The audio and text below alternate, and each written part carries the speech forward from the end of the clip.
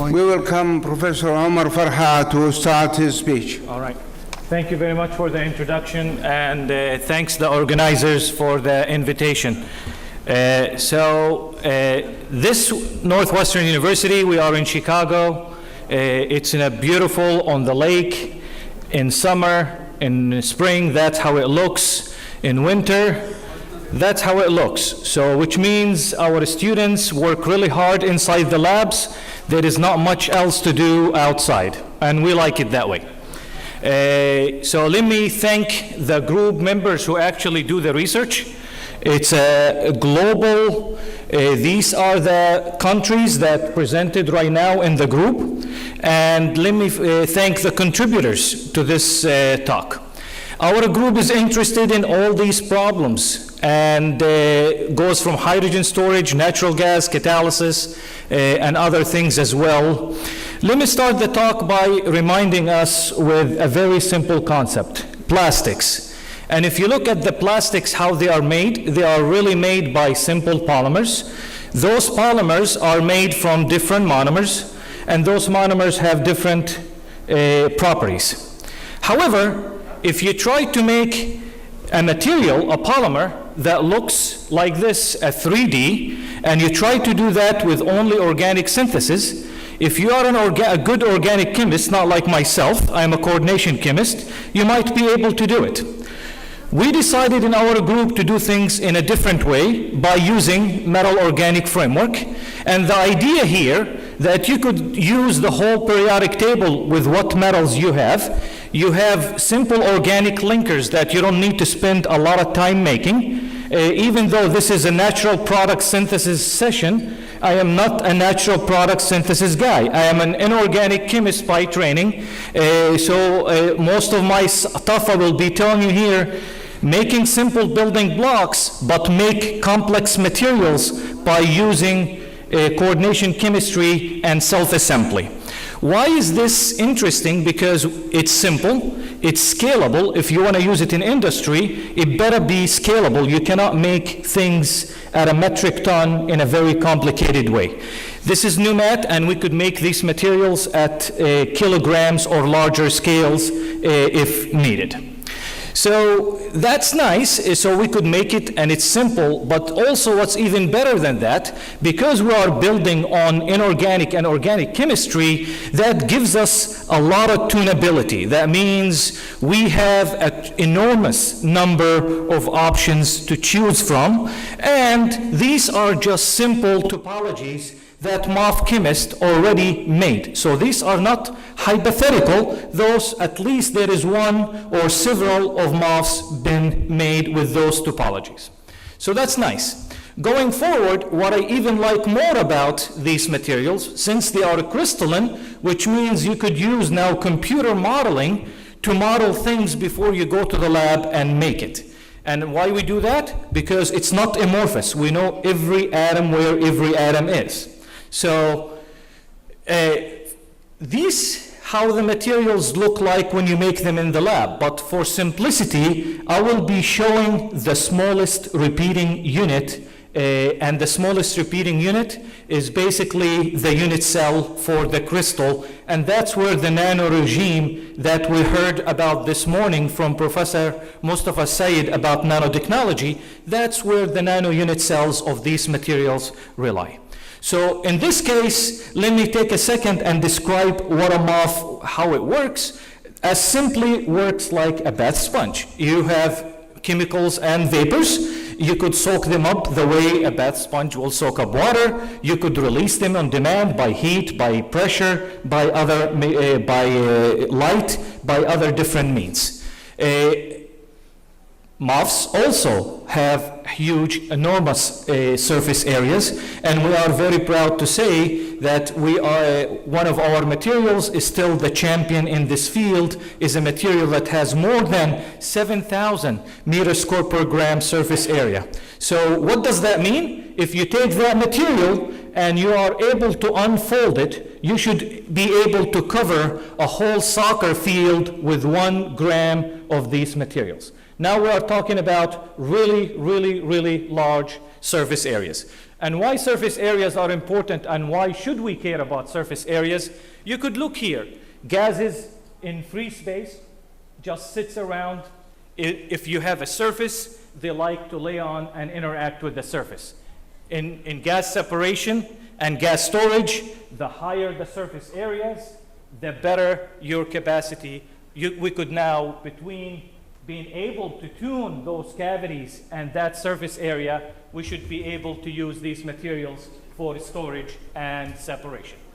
In our group, we deal with all these applications, but today, mainly, I will be talking about catalysis. I'm going to yell because it's very hard to stand by the microphone.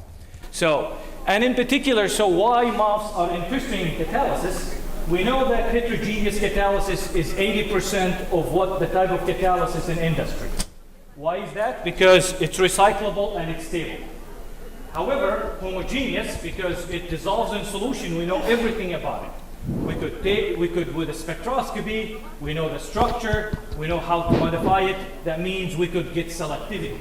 The question is, can we get the best of both worlds here? Because we have a material, it's crystalline, that means we could treat it like a homogeneous. We know where every atom is, but at the same time, it's a heterogeneous material. That means we could rely on both of these properties. But specifically today, I will be talking about one type of catalysis, which is how can we capture and deactivate nasty chemicals. What kind of nasty chemicals? The chemicals that have been used long time ago, about 100 years ago, nerve agents. I'm not going to go into politics. If you go 3 months ago, you might hear about them again. So this is not old materials. They've been used as of 3 months ago. So anytime we hear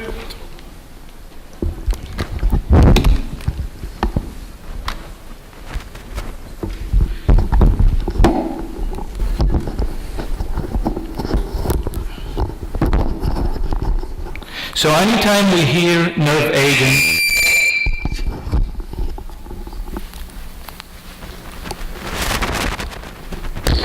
I'm going to go with my screening. Anytime we go with nerve agents, you think with this word, which is not a good thing.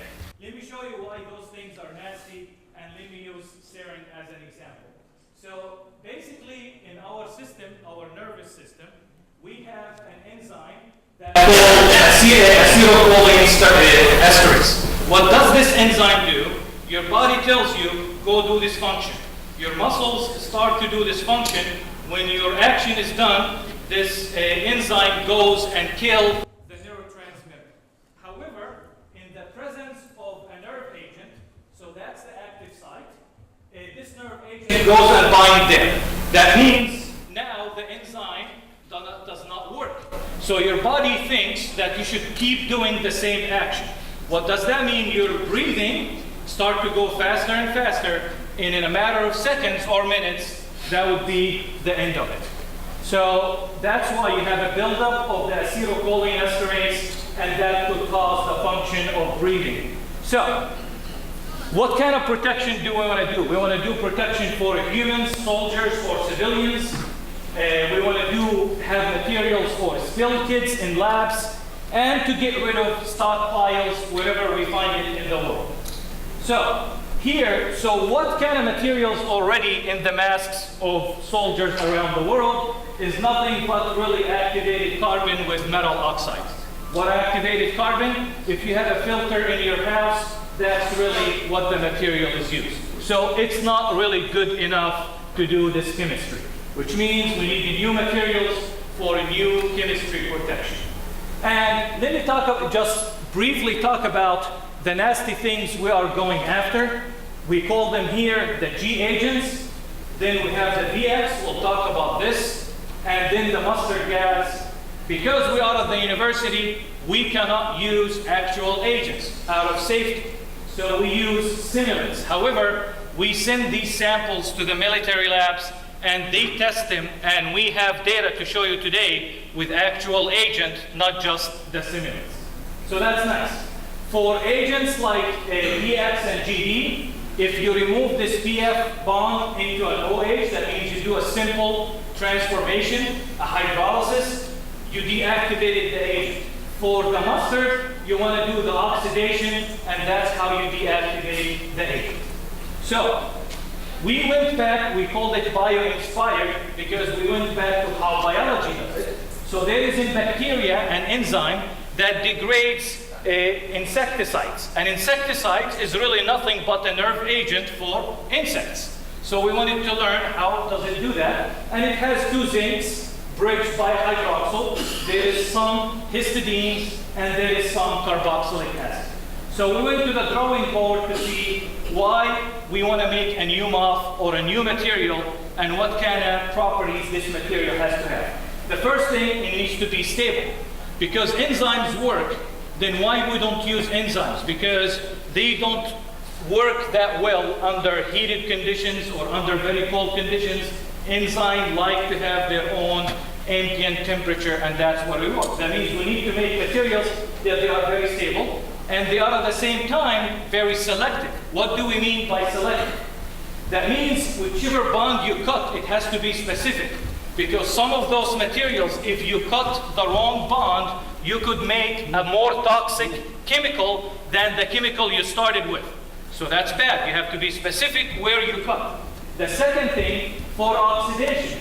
If you oxidize once, that's good. You deactivated it. You oxidize twice, you made it more harmful than the mustard gas itself. So it has to be very specific. And lastly, it should not care about which isomers is it made. When the bad person makes these materials, they don't go and run a column to separate the R's from the S's. You have the whole thing. That means your catalyst should not care about which isomer is it there. And it has to work under all these conditions. At room temperature, use water as a reagent or oxygen from the air, non-corrosive, low loading, and it has to have a short half-life of less than 1 minute. What does that mean? In less than 60 seconds, it has to destroy half of what's around you. That's a tall order to do it under those conditions. Let's start.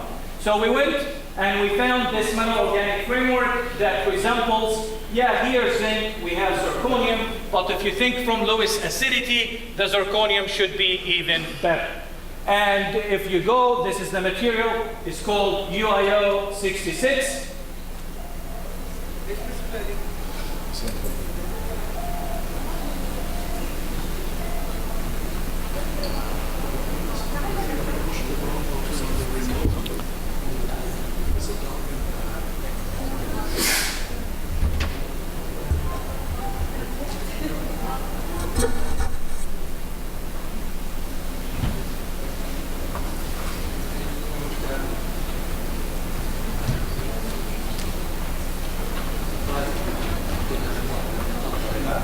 No, it's not the remote, the whole thing shut down.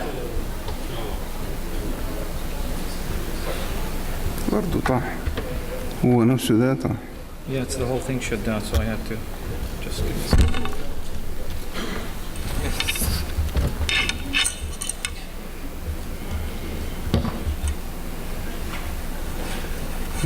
We should fix it. لازم نمسكه بشيء. You have to fix it.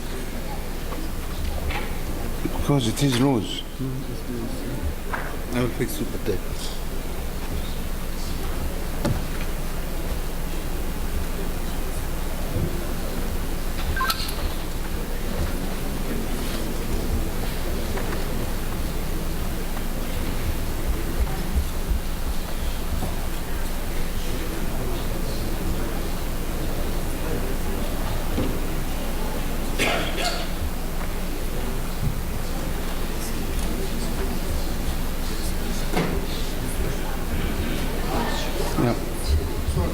Okay, sorry about that. So hopefully that would not, this is the second time, but nothing we could do about it.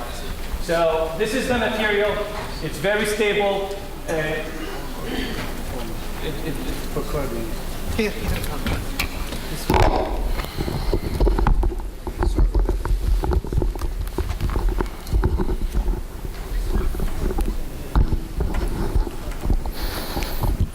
Okay. And we visualize it using UV-Vis, NMR spectroscopy, And if we combine both of them, you could see they give us the same answer. And when we did this test, you could see it works, except we don't get we don't get 1 minute, we get 50-minute half-life, which is actually not bad because before that, we were getting even days of half-lives. So here, just to show you, we interrogate to see that the material doesn't decompose during the catalysis. And when we start the catalysis, then we filter the material, the reaction stops. That means really the MOF is what's doing the catalysis. And when we tested it against the real agent, now we have a half-life of about 10 minutes at room temperature. It's not 1 minute, but it's not days either. That's good. So going forward, we decided to make improvement to this material by making water molecules on the nodes instead of just OHs. And when we did that, we went to the literature and we saw what kind of zirconium nodes are there, and we made what we call NE1000. We could make the ligand at 50 grams, we could make 5-gram scale of this material, and we could actually make it up to 1 kilo if needed. So that's nice. This is how it looks like. You have now a 3 nanometer channel. This is the node, and that's the linker. And this material is quite stable. We could activate it 8 molar HCl and DMF at 80 degrees. It doesn't matter, we could boil it in water, we could do whatever we want to it. It's stable up from pH 1 to pH 11. Everything is good at this point. And we could actually make this material with different crystal sizes on demand with different modulators. This becomes very crucial for engineering perspective. The question is, does it work? Let me remind you, with the UIO66, it has a half-life of 50 minutes, and NE1000 with the simulant, it has a half-life of 15 minutes. So now our hypothesis is really working because we went down in the half-life. The question becomes, if really those water molecules have to come off for the agent to come back on, how about if we completely remove them before we do the catalysis?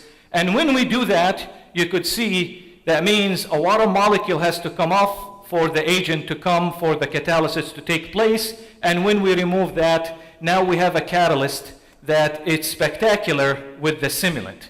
And when we did it with the actual agent, now we have a half-life of less than 2 minutes. So that's good. That's how the chemistry looks like, at least what the modeling tells us. So that's the port of the MOF. The agent goes, binds, the catalysis takes place, products leave very soon, and a water molecule comes to kick off the other half of the molecule to regenerate the catalyst. So, can we do better? Let's put more water molecules and expose more zirconium. And this material was synthesized while we working on similar material, but was made by Professor Omar Yaghi first, and the material is called MOF 808. And once we activate the material, that's where the water molecules are. And when we do the catalysis, even at 3 mole percent, not 5 mole percent, we don't know what's the half-life. This material is a spectacular catalyst that destroys, not the half-life, destroys the whole amount of agent in less than 1 minute. So this is a very good material that actually the US Army is very interested. If you don't have the catalyst, nothing happens. If you start the catalysis, then you remove the catalysis stops. That means it's a really heterogeneous catalyst. What's nice about MOFs, we could now start tuning the ligands, not just the metals. You could see we could go back to the UIOs. We could put electron withdrawing, electron donating. But remember, the histidine, they were in the active site. How about the amine? Can it behave as a base like the active site in the enzyme? And it does. So this is not the electronics doesn't care. If it's electron withdrawing or donating, it doesn't matter. However, if you have the base by, then things work even better. So, and we could, again, if you filter the catalyst, there is no catalysis. We could make its cousins by making it longer, biphenyl, and the catalysis enhances. And we could do the same trick with the longer linker. And if you see it here, you say there is no differences because everything is fast. Once you now use half of the catalyst to slow it down a little, now you could see again that the bases are behaving better if you don't have a base around. So this is mimicking the active site of an enzyme. So that's nice. If we do the actual, now we have a material that it has less than 1 minute half-life to destroy the actual agent, the G agent. Going to the VX, as I told you, this is who discovered the VX is somebody with a bad mind, because if you cleave it in the wrong place, you could make a more toxic material. If we cleave it here, we make this molecule that is more toxic than the actual VX, but we have to cleave it from here. And the typical catalyst, it doesn't discriminate. It cleaves them both equally. However, we publish a paper that at least the modeling told us if you make the zirconium MOFs, it should be very selective to what you cleave. At that point, we did not have the experimental data to verify our modeling. Afterwards, we did it, and that's what the modeling shows us. Only the non-toxic product is produced. Again, all this data comes from the Army labs. We don't test these materials at Northwestern University. With a half-life of less than 2 minutes, with the nasty of the nasty, which is the VX. So everything is looking good here. To move forward, I mean, that just shows you where we were. About in 2010, nothing was working, very complex molecule, a lot of organic chemistry. In 2015, we make things very simple through self-assembly with small molecules, and we get things to work very nicely. How about the mustard gas? Can we do that? Let's move on very quickly from there. You saw that nasty picture. So we need to have it, the oxidation, and only stop at 1 oxidation, not 2 oxidation. So, and you have to use air, the oxygen in the air, because you cannot use iodosabenzene, hydrogen peroxide. That does not work in a mask, for example. So you have to use the oxygen. So what we wanted to rely on is really the singlet oxygen generation, because singlet oxygen is actually a decent oxidant, is not a fantastic oxidant, is a mediocre oxidant. But in this case, we really need a mediocre oxidant. This way it doesn't oxidize it the second time to the more toxic things. And we wanted to do it cheaply, so we wanted to do it with LEDs. So the LEDs that we use in our lab, they cost us each about $4 from Amazon. That means somebody made it for a quarter. That's very cheap technology, and that's the kind of thing you need when you deploy it in the field. It has to be cheap. So again, LED has to be cheap because nowadays you could decorate bridges, houses with, so this is a very cheap lighting technology. The question is, what do you need? You need that dye. So in this case, you use a porphyrin instead of the pyrene, as in NU1000, and that's the dye we use. And in this case, if we use a red LED, that's what we get. If we use a blue and if we use a white.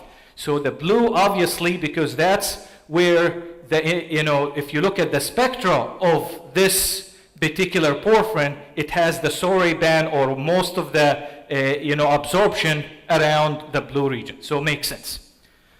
That's nice. And when we monitored, so those are controlled, and we could see that after the reaction is complete, 25 minutes, that we only get the mono-oxidation.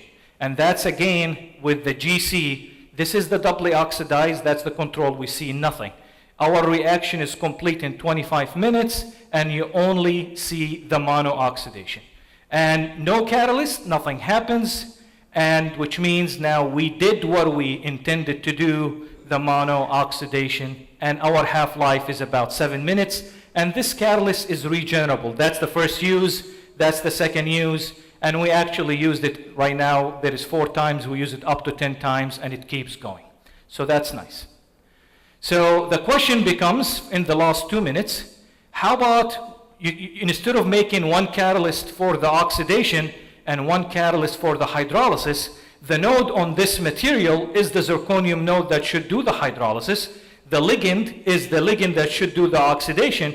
can you do both reactions? That means you have one material that could destroy almost every nerve agent and gas out there. Can you make one catalyst to be able to do that?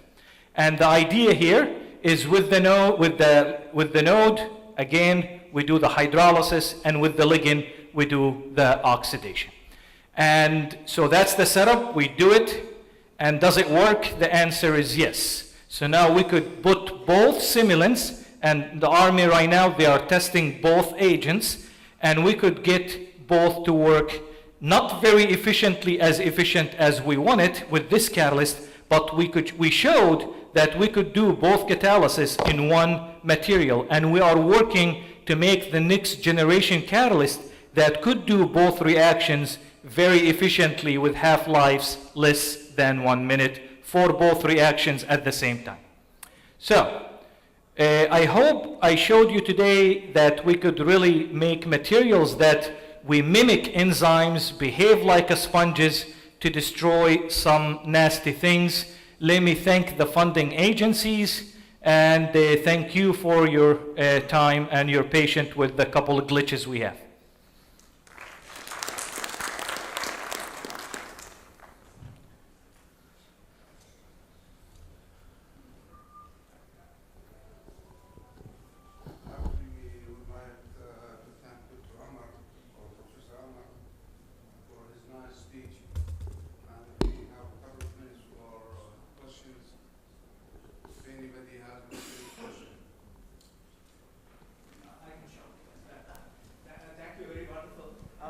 Generally, large surface areas which you are using for your advantage are also sometimes can lead to problems.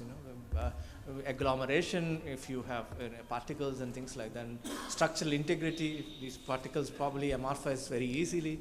So, on a broader context for MOFs, are there issues associated with this large surface area? The way I see them here, actually, everything, the bigger you make it, the delicate it becomes. The material I'm showing you here are not the 7,000, those are the 3,000, 4,000. But at the same time, you could take those materials with high surface area and actually agglomerate them into pellets, so structurally stable, mechanically stable, and chemically stable. So we don't really see that high surface area in this regard bring problems. What we see is high surface area, you have a lot of catalyst that is helping you.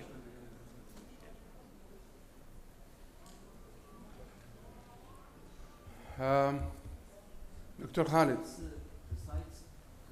using it in the mask, take the mic. besides using in the mask, do you have any other biomedical application, number one? Second thing, can we use these materials in purifying the air? Absolutely, and there is a lot of researchers around the world are actually using these materials to purify the air, capture CO2. This is actually one of the pioneers in CO2 this is not the area. problem. Is sitting right there. His name is Professor Mohammed Adaudi. Yeah. He's from KAUST. So he does, that's the brilliant work he does in his lab. Yeah, exactly what you suggested. Oxidized nitrogen gases, all these. All these, exactly. This is exactly what the field is going, and they've been doing. I am just showing you in the 40 minutes, and instead of giving you a one slide about every project we're doing in the lab, I wanted to give you one story, but a comprehensive story. So that's why we stuck with only one example. Thank you. Any other question? Any other question? Thank you very much.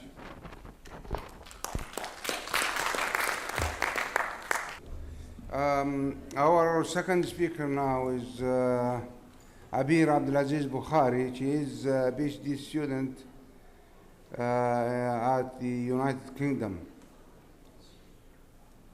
She is going to speak about the title of her speech is Toward the Synthesis of Novel Intercholine Analog.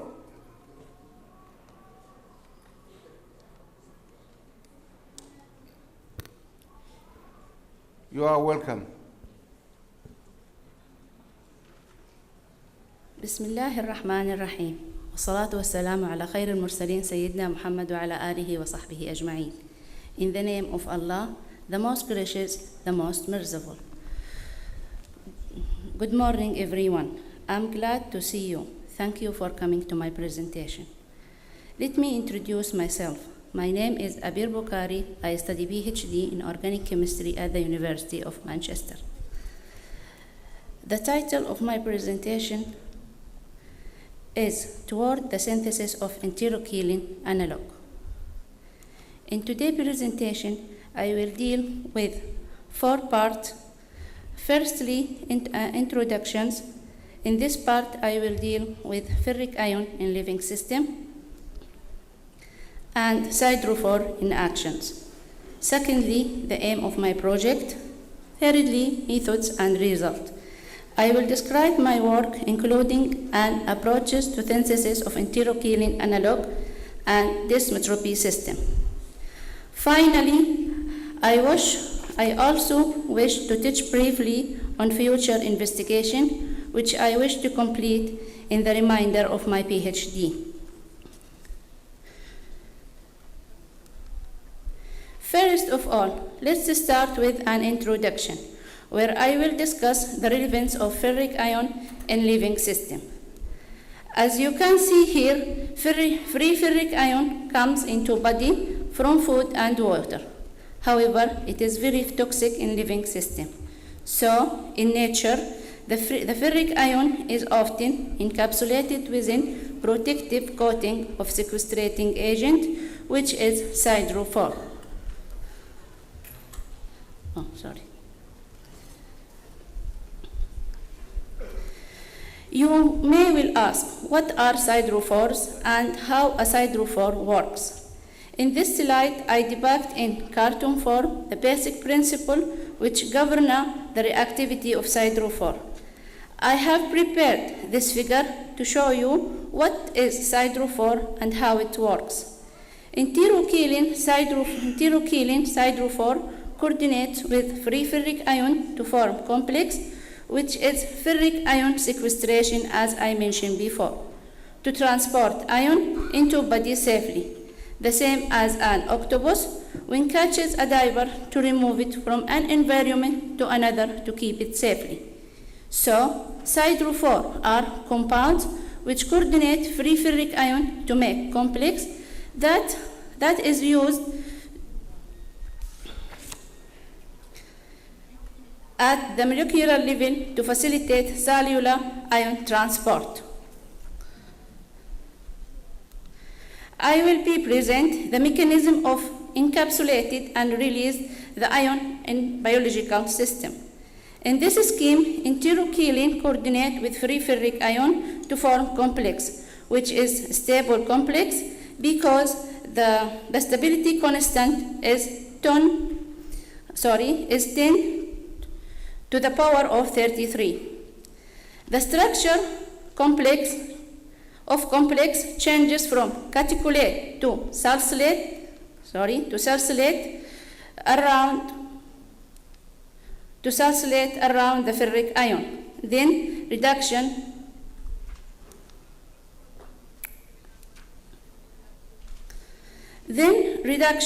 to release ion 2. The question is how we can keep ion under control in biological system. A number of examples of siderophore are found in nature, as in the case enterochilin, and more recent chemists produce synthetic siderophore as they have a large number of potential applications in medicine. The important applications are ion overload therapy, antibiotic, and cancer therapy. Now, having a look at the aim of my project, which is synthesis enterochilin analog as a novel siderophore. As I mentioned before, the coordination of ferric ion shifted from 2 caticulate oxygens to the orthohydroxyl group oxygen and amide oxygen. The reason of this, enterochilin has a amide group which is affected by hydrolysis. That means amide group has to replace to the another groups, which is more resistant to hydrolysis. The question is, what group is appropriate and why? The group is sulfonamide because it has similar chemical reactivity, stable to hydrolysis, and commonly using in medicinal chemistry. So, let's move on to the methods and results by starting with macrocyclic template, which is made by trimerization of serine to generate the protected microcycle, deprotection using hydrochloric acid with ethanol, then converted the initial microcycle to the hydrochloride salt of the template. I will move on to 2,3-dimethoxybenzene sulfonyl chloride that is obtained from 2,3-dimethoxybenzoic acid, which convert to tertiary butyl 2,3-dimethoxyphenol carbamate, then deprotected and sulfonated.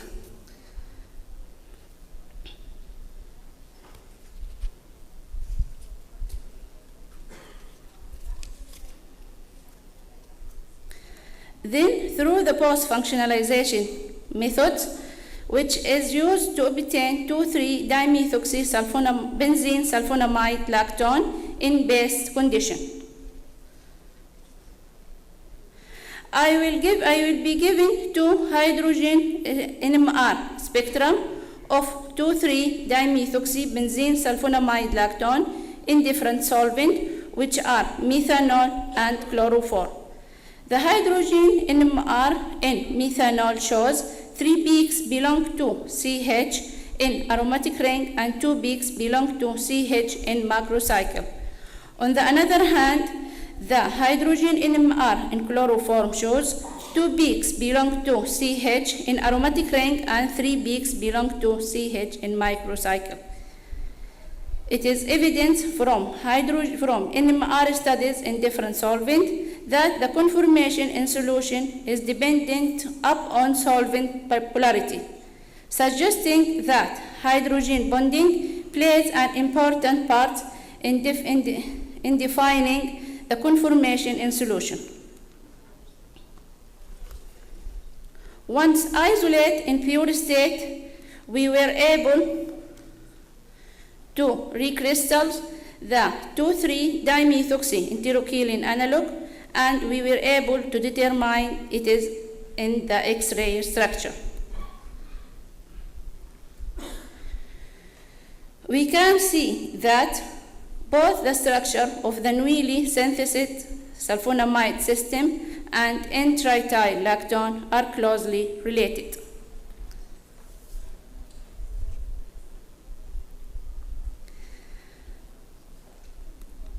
Another interesting point is dysmetropy system, which has rare examples in chemistry.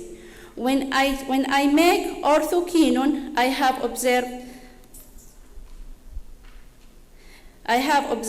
the intermediate orthoquinone has highly reactivity and had tendency to undergo a Diels-Erdel reaction to keto form, then was converted to the enol form by chromatography, which is an unacceptable chemical process. Therefore, dysmetropy is tritomerism, which both tritomeric form has been isolated in the pure state. The hydrogen NMR spectrum of both keto and enol form tritomers are shown on this slide. The keto tritomer spectrum has 3 peaks belong to CH bonds. However, the enol tritomer has 2 peaks belong to CH and 1 peak belongs to OH hydroxy groups.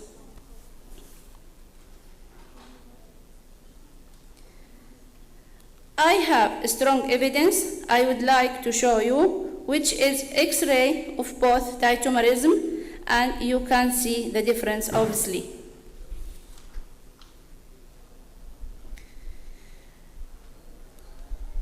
To complete my story, I will give you my future work, which is two-step.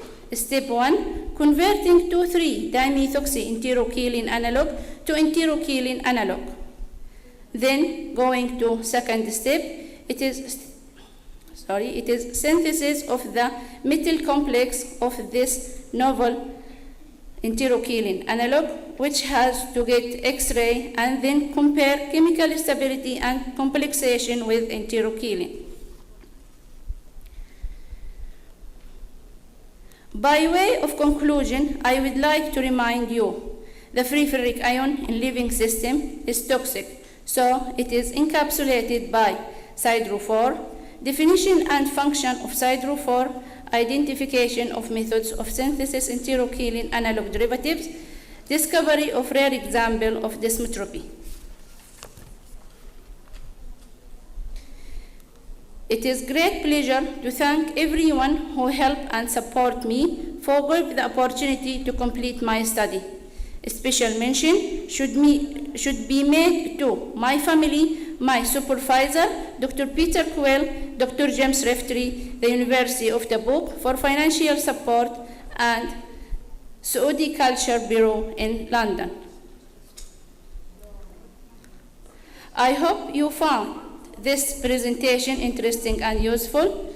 Has anyone got any questions?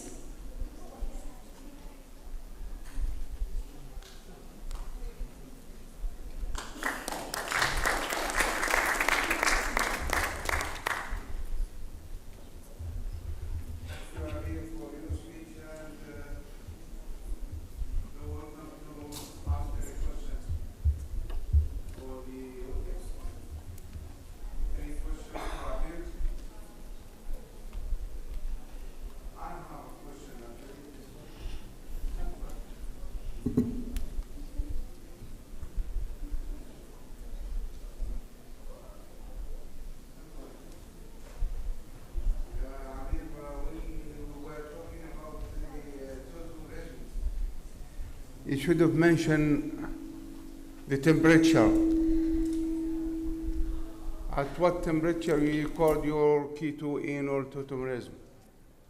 To convert it keto form to enol form, Yeah. at room temperature, I just do it the chromatography column and then convert it to the enol tautomers. You transfer one to the other? Sorry? You transfer one to the other? Yes. First, I get the keto tautomers, and after that, I purification the keto tautomers by column chromatography, and then I get it enol form in pure state. Any other question? Thank you very much.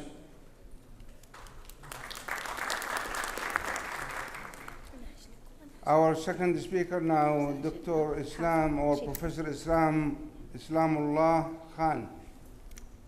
He's from Pakistan, and he's going to talk about synthesis and biological evaluation and molecular docking studies of biphenyl bisulfonamide as a novel acetyl and butyryl cholinesterase inhibitor.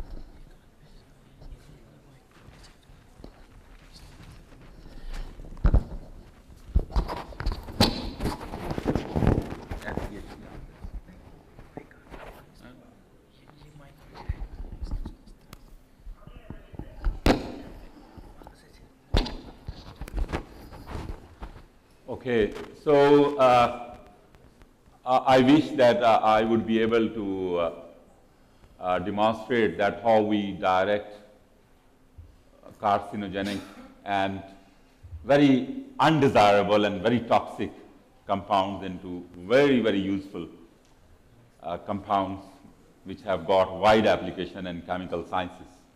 Next, please.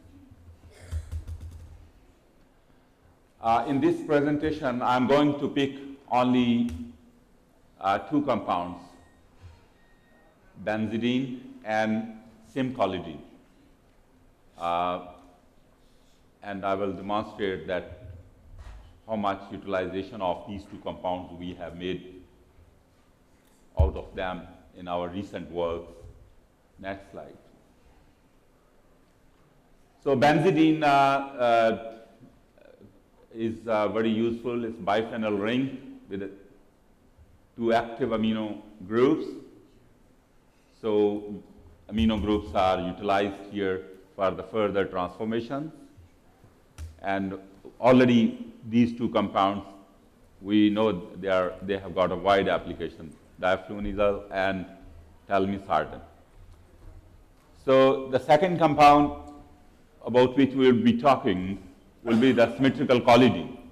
It's, as I told earlier, that trimethylpyridine. It is even more toxic and undesirable for work than the pyridine itself. So, but luckily, it quickly transforms into pyridine tricarboxylic acids. PTA, we say it, by the simple oxidation with KMnO4. So, which button you have to push? This one. Okay, okay. All right.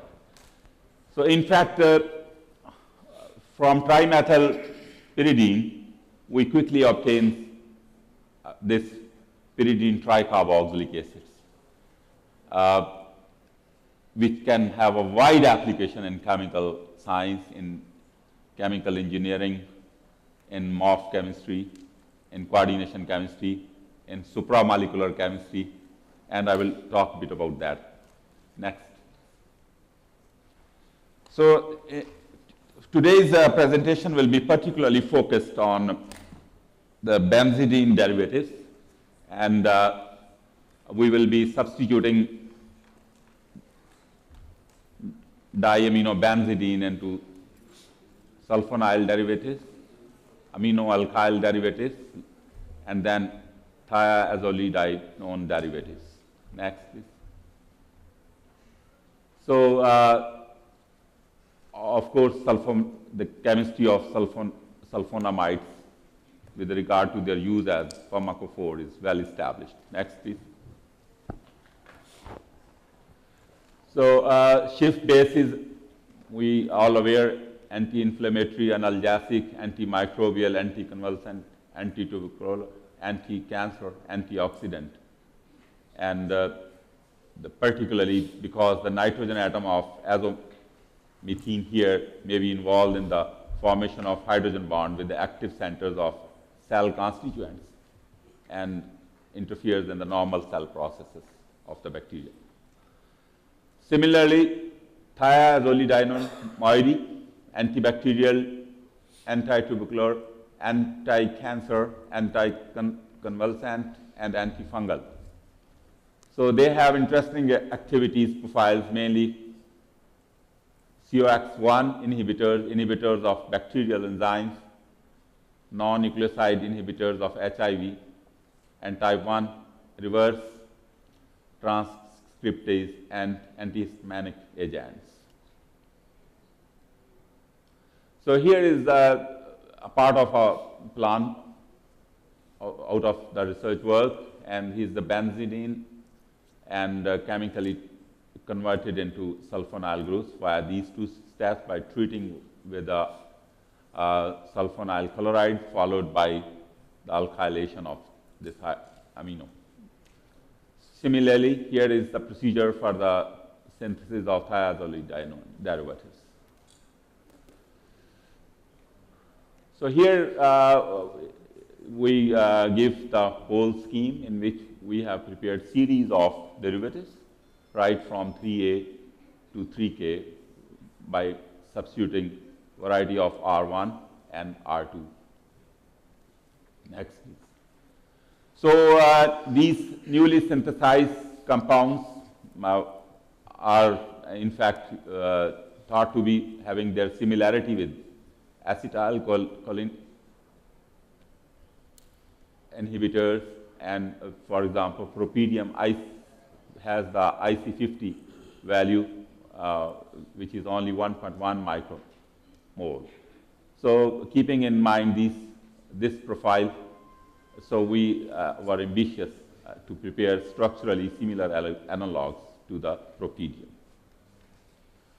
So acetylcholinesterase and butylcholinesterase, as a friend of mine just pointed out in his first presentation, are a family of enzymes, and their activity is basically due to the presence of the amino acid residues at their active sites. So as my friend told that they are present as neuromuscular junctions, and they catalyze the hydrolysis of neurotransmitter acetylcholine and termination of nerve impulse in cholinergic synapses. Next, please. Evaluation of the synthesized compounds were done by the procedure described by Almanos, and here is the short procedure given for that. Next. So this shows the results for the series of compounds from 2A to 3K for both the ACHE and BUCHE inhibition activities. Next, please. So if we just give a few comments on the results, most of the compounds synthesized by us, they gave a good acetyl cholinesterase and butyryl cholinesterase inhibition properties, exhibiting IC50 values in the range of 42.31 to 123.11 when compared with the standard serine, which has got the value 0.04. Out of the series of compounds we reported, the compound 2A was found to be most potent inhibitor, and its IC50 value, as given earlier, is 42.31 among all the tested compounds. So, so we carried out further the docking stimulation of the most active compound 2A to compare our results. Next, please. Docking studies is surely important because conformational predictions are very important in the drug design. It enables to evaluate the compound on the basis of scoring, that is binding energy. Most stable conformation has the less binding energy. It gives probable mechanism by which the title compound could be pursued for the inhibition activity. And in fact, we can rationalize the ligand-protein interaction at molecular level for establishing structure-activity relationships. Next. So this is the compound 2A, for which we have obtained the highest value, IC50 values 42.3, and IC50 for butyryl cholinesterase to 203.11. Next, please. So obviously, the docking study was done by using AutoDock 4 program. So it will be mentioned in the next slide that the dock pose of 2A overlaps very well with the bound standard donepezil, as well as mimic the similar interactions. So compound 2A was bound to the standard from the two sides, and which make this compound as a potential inhibitor. The free energy of the binding was estimated to be minus 9.24 kilocal per mole and minus 11.72 for 2A and donepezil respectively. So the whatsoever results we obtained as given in the previous slide, they were very comparable to this docking studies. Next, please.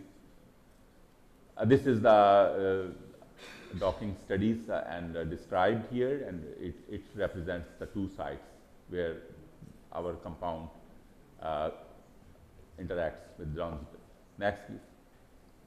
So this is the details of that, and we see that the biphenyl system of our compound adopted a planar conformation as compared to the slightly bent conformation of Dohnpe.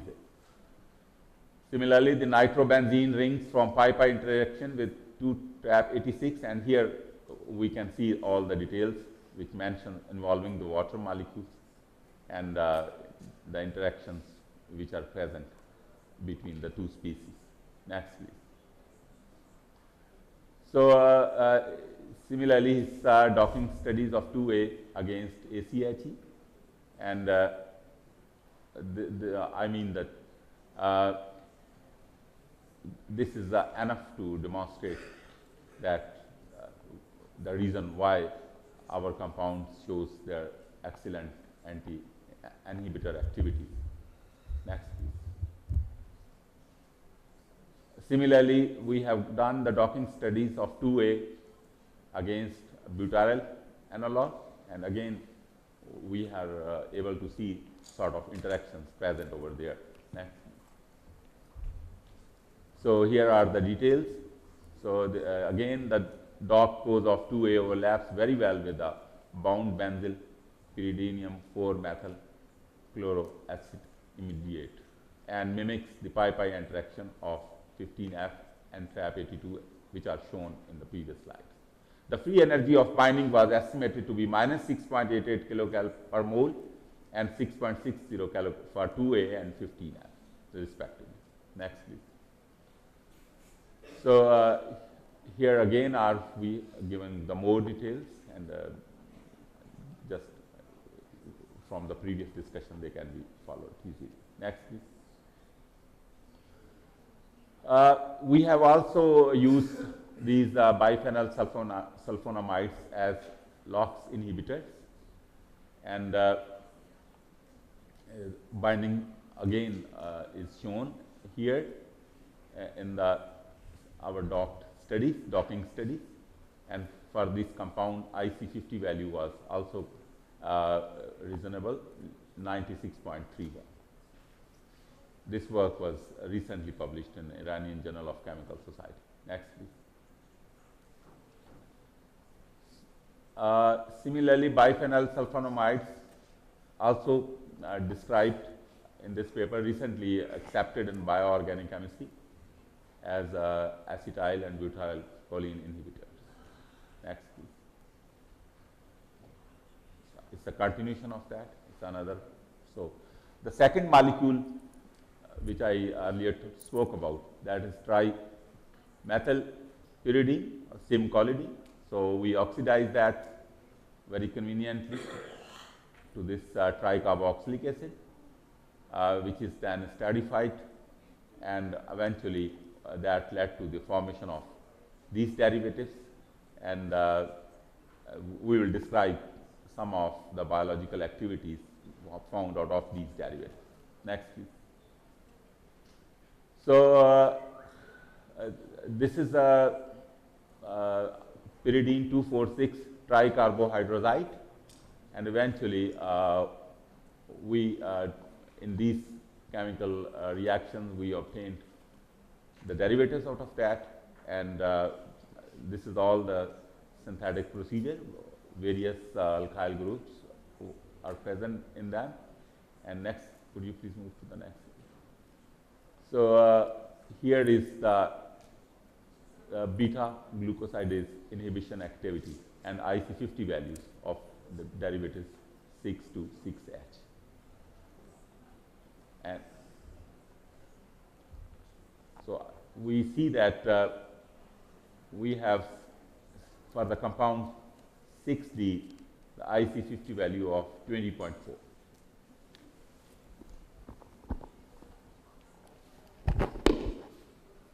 So this is another modification into our structure, and sulfonamides, again, we are giving their activities. Next slide. Next, please. Just time is here. We give the activity of all these compounds, and a very reasonable activity was found for some of our derivatives. Next, please.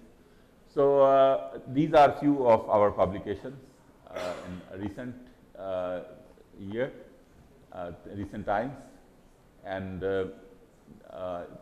it's published in Journal of Structural Chemistry, Journal of Structural Chemistry, Bioorganic Chemistry, Journal of Coordination Chemistry. So again, the work I have described, the bioorganic chemistry, it's crystalline materials. Next. And these are a few members of my research group, Dr. Muhammad Yar. These are, this is Mr. Tanzil and his wife Sadaf. Both are PhD scholars, and this is MPhil scholar. This girl is also PhD scholar. Next. Thank you very much.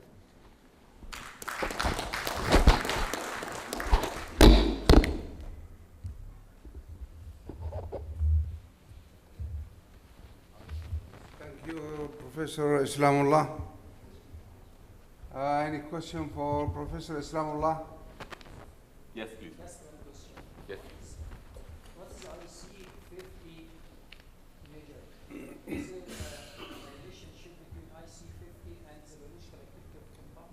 Yes, yes. It's lowest, if as I told, for the standard, it has the lowest value, 0.01, inhibition value. And if lower the value, the best is the inhibitor. Yes, less. The efficacy improves. Yes, yes. Any other question? Yes. These are somewhat not on the very potent activity side, but nonetheless, have you done any in vivo studies on this? Could you please repeat? No in vivo? No, in No. vitro. Oh. Yes, yes. Thank you.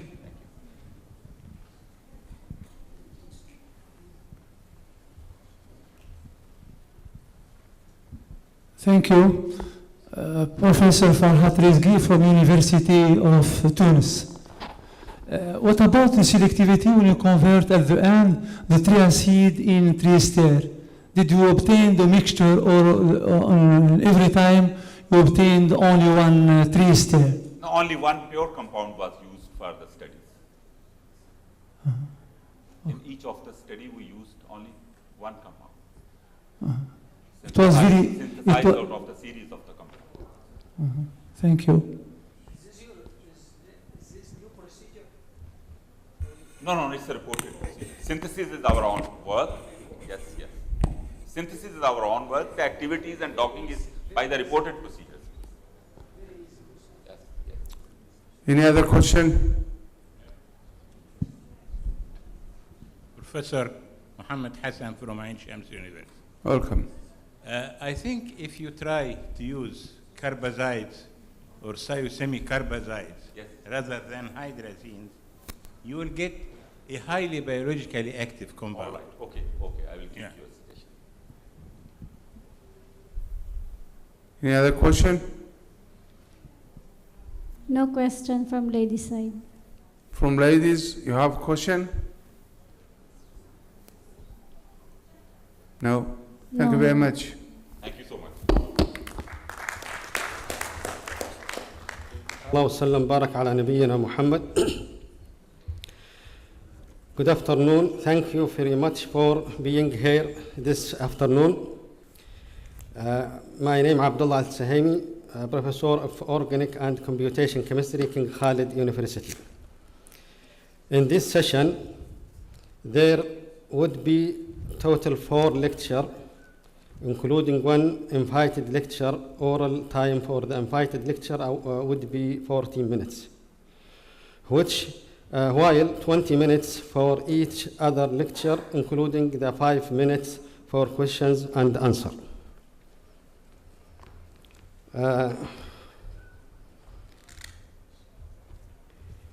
For the first invited lecture, I would like to invite Professor Anwar Stephen Kai Hashimi, who is from Heidelberg University, Germany. I have short CV for Dr. Professor Stephen K. Hashimi, born in 1963 at Munich, Germany. From October 2012, September 2013, he was the Vice Dean of the Department of Chemistry and Earth Science. Since October 2013, he was the Vice Rector for the Research and Structure at Heidelberg University. He awarded Orchem Prize from Natural Science of the German Chemical Society at 2002. In 2007, he awarded by the students for the Best Lecture 2007 in Chemistry at University Heidelberg. He is a member of the board of the University Clinic Heidelberg, member of the Hector Fellow Academy, member of the editorial board of the Chemistry A European Journal, member of the Academic Advisor Board of the Advanced Synthesis and Catalysis. He has more than 300 publications.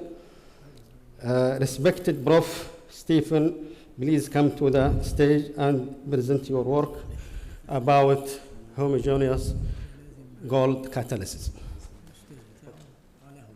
Yeah, dear Mr. Chairman, thank you so much for the kind introduction. Ladies and gentlemen, first of all, I want to thank the organizing committee and the local people for the opportunity for my first ever visit to Saudi Arabia. It's exciting, people are very friendly.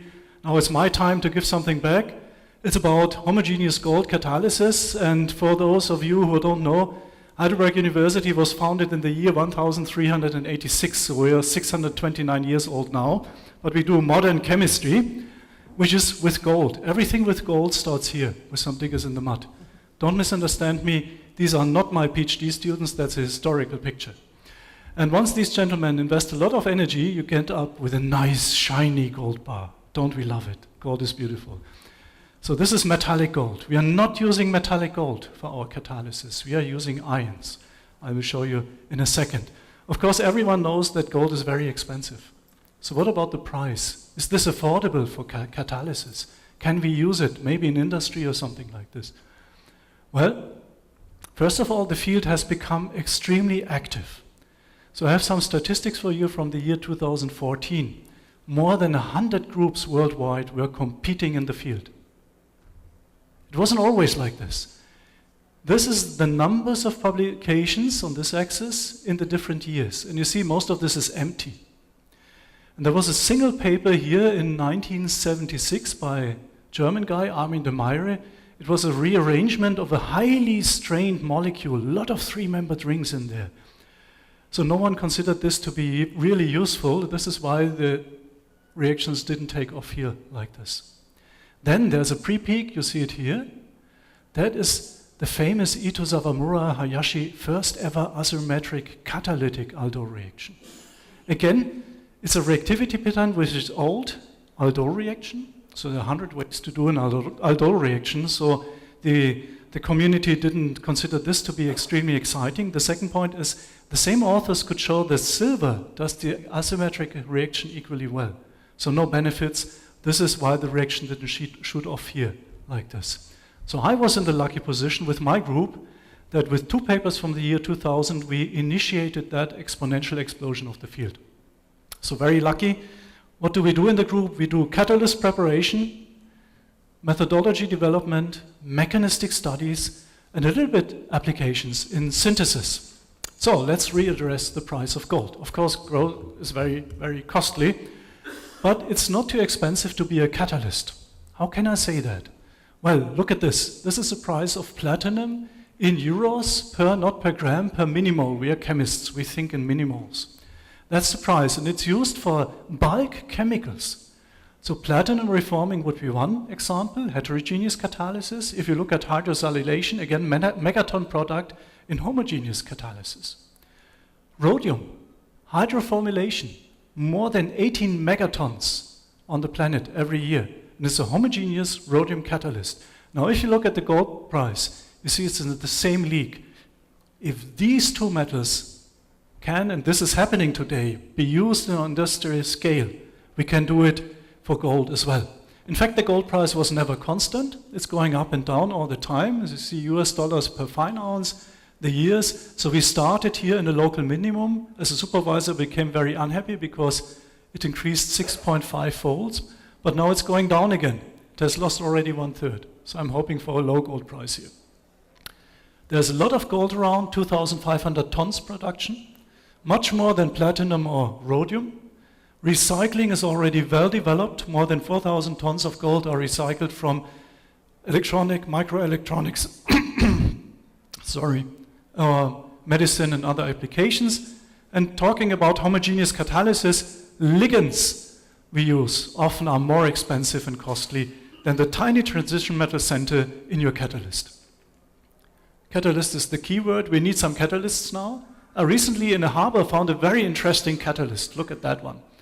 But that's not the type of catalyst we are using. I would love to own this catalyst, of course, but we are not using that one. We use different ones. And gold has two important oxidation states. One is gold 3. It prefers hard ligands and nitrogen or oxygen and always has this classical square planar coordination geometry. So we have made NO ligands like this one. Here you see a crystal structure analysis, or an NO ligand like that one. We invented that. It's even now commercially available from Aldrich. Or for NN ligands, solubility usually is low. You need long side chains, as you see in this solid state molecular structure over here, which represents how the solubility comes in. And this we published years ago. More important in the field is gold 1. Gold 1 is used in 90% of the reactions. And for gold 1, we have a linear coordination geometry. So that's very different from what you know from gold 3. And, well, it's soft. It suddenly prefers phosphorus or N-heterocyclic carbene ligands. To make these complexes is very easy. Any phosphane you can take, this is just one example. And this is a commercially available compound, tetrahydrothiophene gold 1 chloride. You mix them, immediate ligand exchange, you get the phosphane complexes. Now you need to rip off the chloroligand to get a free coordination site for catalysis. And we do this with silver salts and the corresponding NTF2 counter-ion bearing gold cationic complexes. In fact, are very stable. You can store them for a long time because in the solid state you still have a nitrogen-gold interaction, but in solution this splits apart and catalysis keeps going. And these are very active, so for the example I've shown here, up to 2,000 turnovers, so 0.05 mole% of catalyst loading can be achieved for some tricky reactions we have used as test reactions. And I want to stress, Ito, I mentioned him before, he was the first one to ever use gold 1 phosphane complexes for catalysis. Good, so we have the phosphanes. What about the NHC ligands? Well, people are using this in the field of homogeneous catalysis all over, but they prefer lengthy synthesis. It takes quite a while to assemble the system. And so we wanted to change, and we did this by using a method where we use the metal as a template. We coordinate an isonitrile. Then the isonitrile gets activated by the coordination, and only then the amine can add in. That would be the intermediate. Now we have a nucleophile and an electrophilic carbon in the same molecule, and so in one synthetic procedure, we get the NHC metal complexes. So it's one step from commercially available material. Where's the advantage of that? Well, you can make libraries of catalysts this way. You take 10 different isonitriles and 10 different amino compounds, you get 100 new complexes. You can make full matrices of complexes. And it's a modular synthesis, template synthesis, everything is fine. We have done this for gold. Here's one specific example with an unsymmetrical carbene complex. It can be extended to palladium and platinum, and it works quite nicely, nice enough that the chemical company BASF filed a patent which is on this new procedure. We can use it also to make unsaturated carbenes. I quickly want to show that you use amines with a protected acetal. That's the first addition. Then you add a little bit of acid to the same pot. You ionize the electrophilic carbon closest to nitrogen, you eliminate methanol, and here you go. You have the unsaturated carbene ligands as well. Again, you can make libraries, a lot of compounds in one pot, and again, you can explore or extend it to palladium and platinum without any problems. You can even use amino acid esters, and by that way, for example, introduce chiral centers from here into the carbene ring. And once more, it's a very efficient method to make these corresponding complexes as catalysts. Finally, you can even use the activated isonitrile gold complex with this commercially available precursor. Why is it commercially available? Because with a drop of acid, it will give a 1,3 dipole, an azomethyl ylide. And then this does a 1,3 dipolar cycloaddition, and this provides an abnormal carbene. You see now the metal center is on one of the two carbons on the backbone and not on the one between the two nitrogen atoms anymore. Very interesting class of complexes which resembles Guy Bertrand's very famous cyclic alkyl aminocarbenes. It's the other analog we have.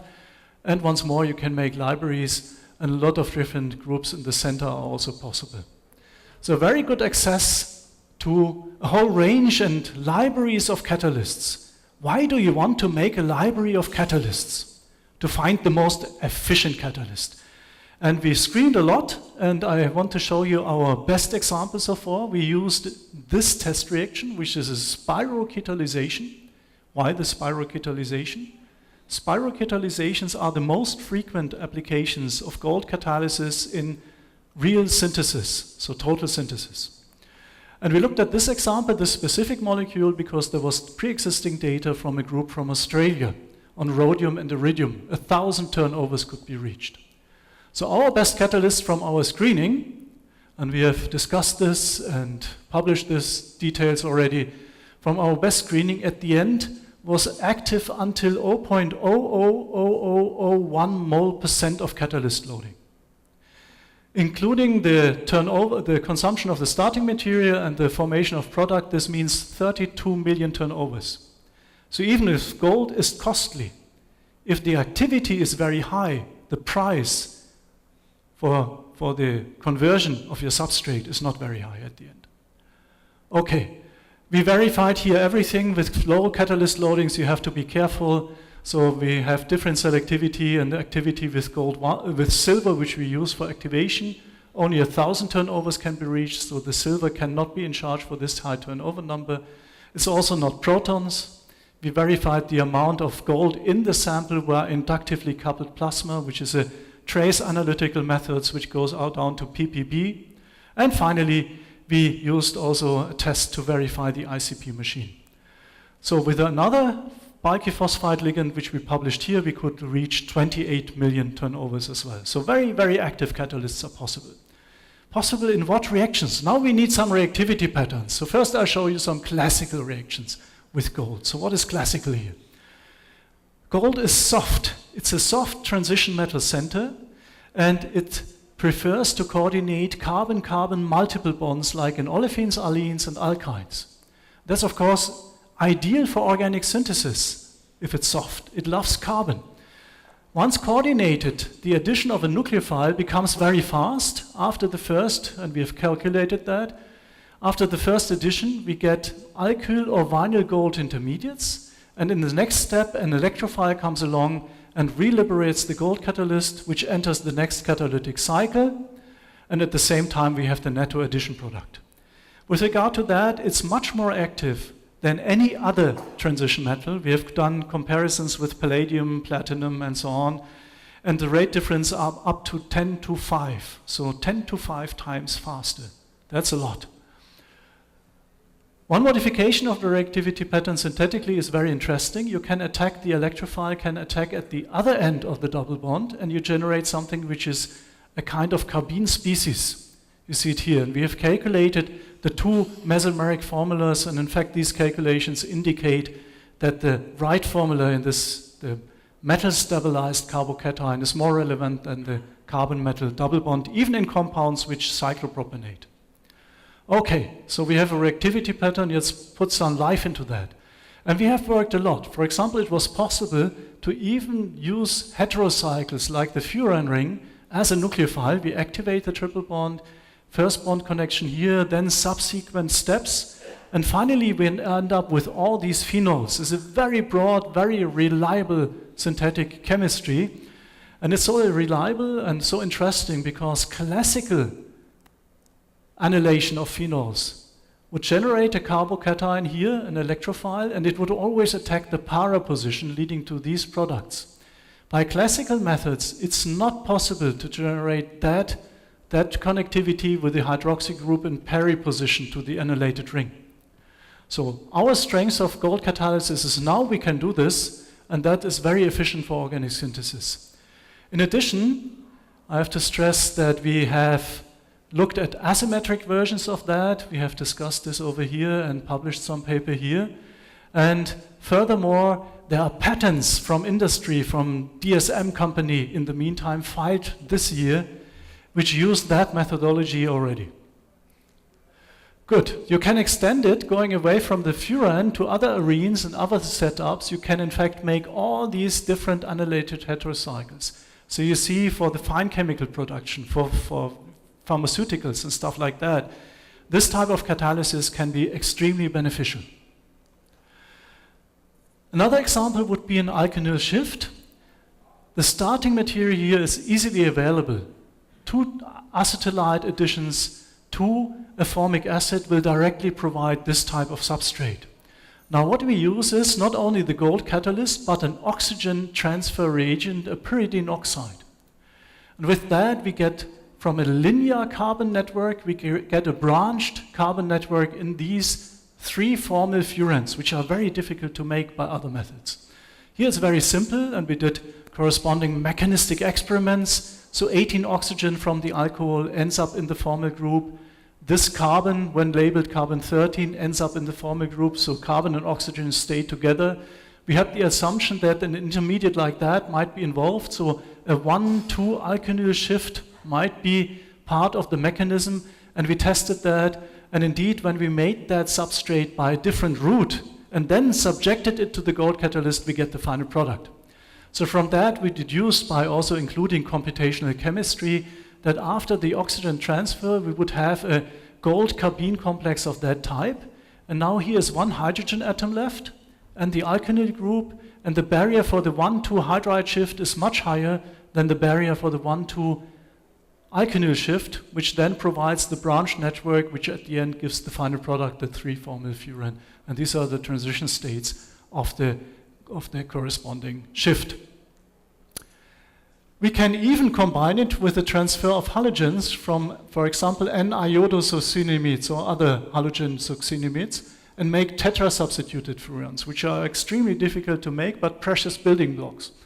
And here you see that with iodo compounds that works nicely, while with bromo compounds we have some proto-demethylation instead of the halo-demethylation process, so we lose a little bit of selectivity. And finally, even unsymmetrical substrates react quite nicely. You see, if we have electronically very different donor and acceptor substituted arenes, we have good selectivity. Without that, the selectivity is not so pronounced, but sterical bulk is helping and gives very clear selectivity. Only the displayed compounds are formed. That's asymmetric reaction. Here we have the combination of 2 different metals. We have a combination of gold with rhodium catalysis. And the secret was, in 1 pot, this works, the secret was to find a suitable ligand system.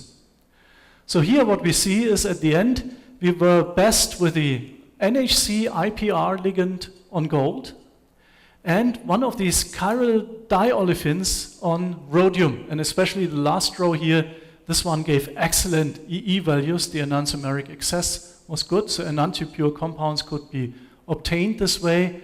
And here you see more examples. For example, here we had one specific propyogenic alcohol in situ generating the Michael acceptor, then the 1,4 addition of the boronic acid delivers these products. Different boronic acids were used, and here you see now a specific alcohol and one specific boronic acid here in this case. And finally, the asymmetric configuration could be established by crystal structure analysis of one of the products. And even a completely mixed systems with different substituents here and different substituents on the boronic acid also gave all these products an excellent EE values, and the absolute configuration could be established once more by the crystal structure analysis. We are following this up now by some work with gold and palladium combined systems, and Ibrahim is in the audience, he's sitting right here. So the paper is in the production pipeline. We'll go for this quite soon. Then you will learn more about mixed gold-palladium systems.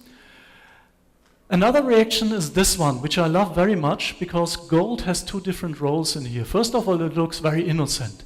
It's simply a CC bond formation going along with some rearrangement of the propygylic acetate. In most cases, we observe the Z double bond geometry as established by both NOE spectra and the corresponding crystal structure analysis of the substrate. This is a whole range of different substrates. You see in most cases the selectivity is quite good. Only here it's 2 to 3 or 3 to 2. And it's not so good. In most other cases it's very good. But mechanistically, there are two different possibilities.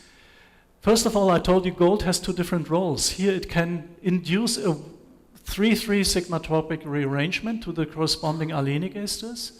And at the same time, it will ionize the benzylic acetal to generate an electrophile. And if they react, they form the final product and the side product. Another pathway would be that one. First, the gold does the ionization to form this addition product. Then the electrophile attacks, and finally we have an elimination. How to distinguish both pathways? Well, you see something in red. We put in an isotope label, 18 oxygen isotope label up here. And in fact, what we find, it ends up in the product. If pathway B would be in operation, it should end up in the side product. But we see it in the product, so we know pathway A is the true pathway.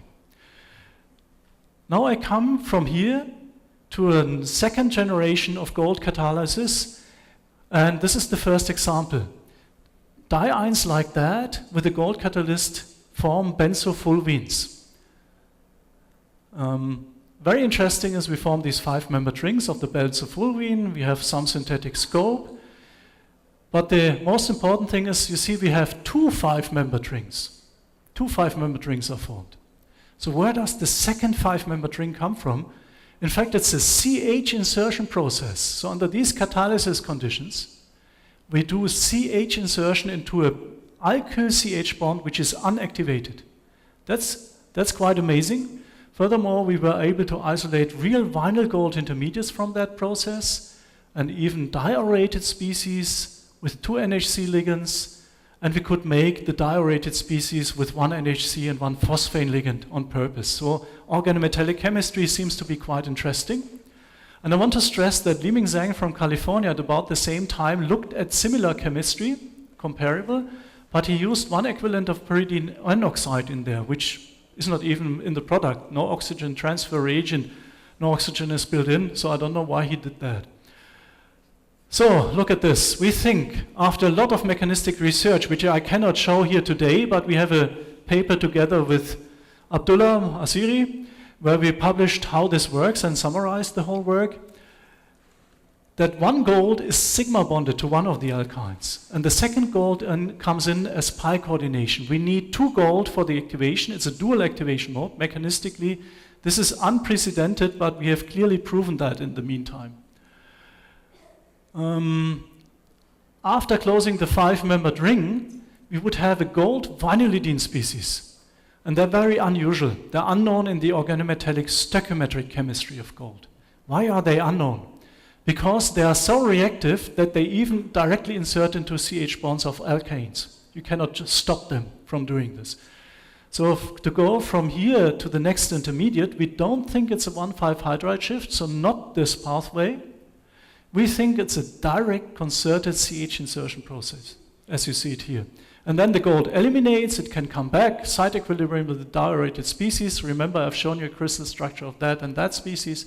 And then finally, the next substrate molecule is the reagent for the protodemetallation, providing this proton for the final product, and immediately leading to the next metallated alkyne.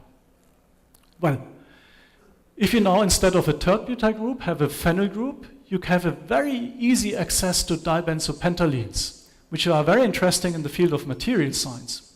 organic electronics and things like that. And the nice thing about this is here, first of all, it has some scope and allows you that you even do unsymmetrical products. The second thing is the synthetic access. This is made by 2 Sonogashira couplings.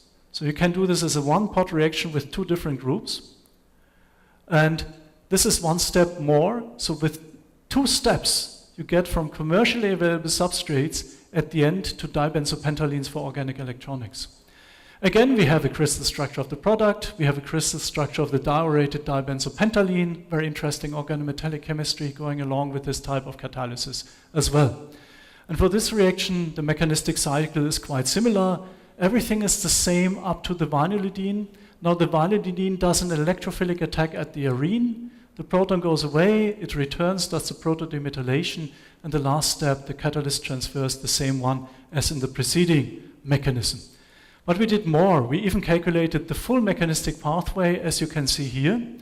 And it's very interesting to note that the reactive species with the gold acetylide on one end and the pi coordination on the other triple bond, in fact, is the higher energy part of a pre-equilibrium. So that's the reactive species leading to the observed pathway. But the most stable species is that one, where both gold are coordinated to the same triple bond. And so from here we have this pre-equilibrium, and then the 2 golds stay together.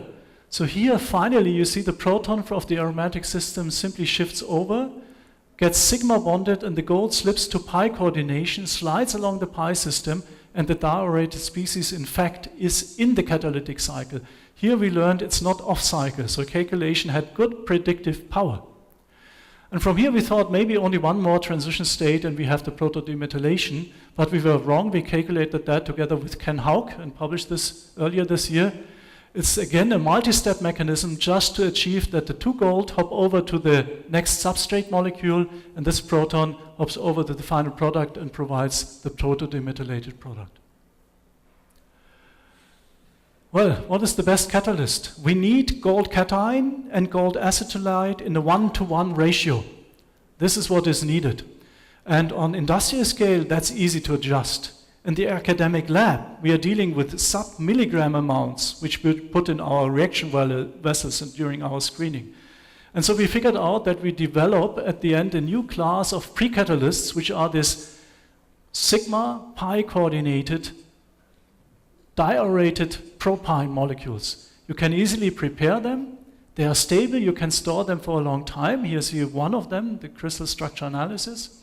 And once you subject them to substrates for dual activation, in fact, both gold hop over and the propyne is a gas, it simply goes away. Does the whole chemistry also work for 5-membered rings? Let's have a look. What's the difference? So far, we had aryl groups in the backbone. In 5-membered rings, the distance is even larger. Does it still cyclize this way? We tested that, and it works nicely, but it initially forms the 6-membered rings and not the 5-membered rings. But nonetheless, we still get a positional selective CH activation.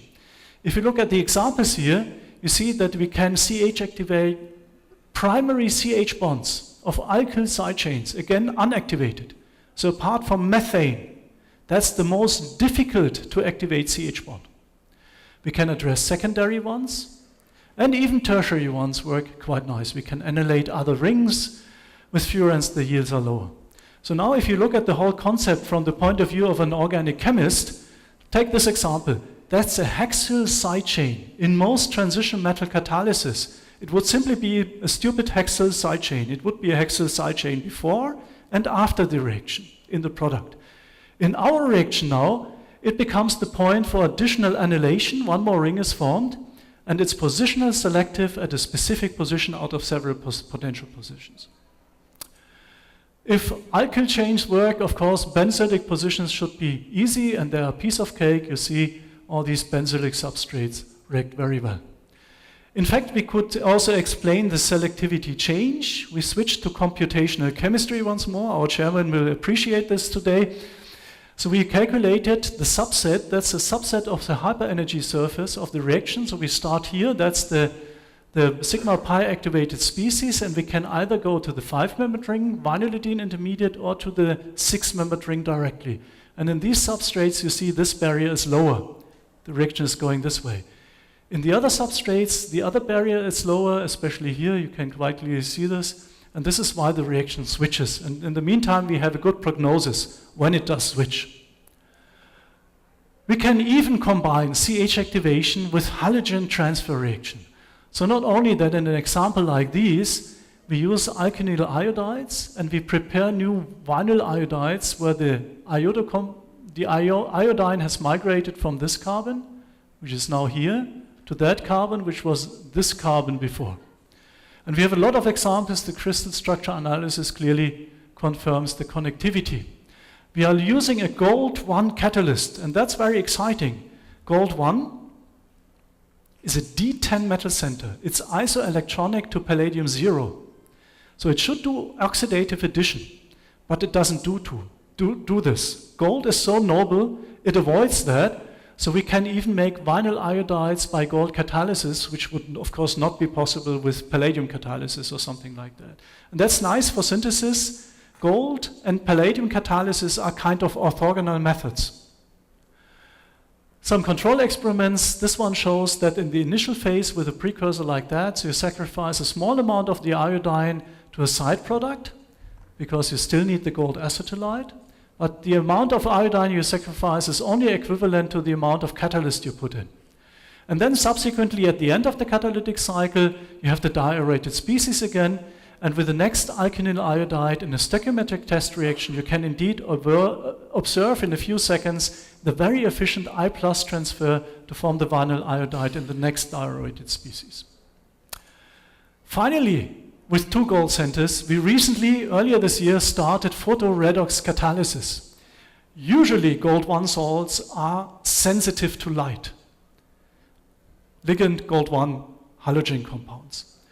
But we are using these dinuclear, dicoordinate, chelated clusters. So it's a gold-gold, 2 gold mini cluster, I would say. And they survive under photochemical conditions. And they allow you to do very exciting photoredox catalysis via radical intermediates where, for example, this is just one example, you can use different aldehyde derivatives and directly couple them to such functionalized methylene difluorocompounds.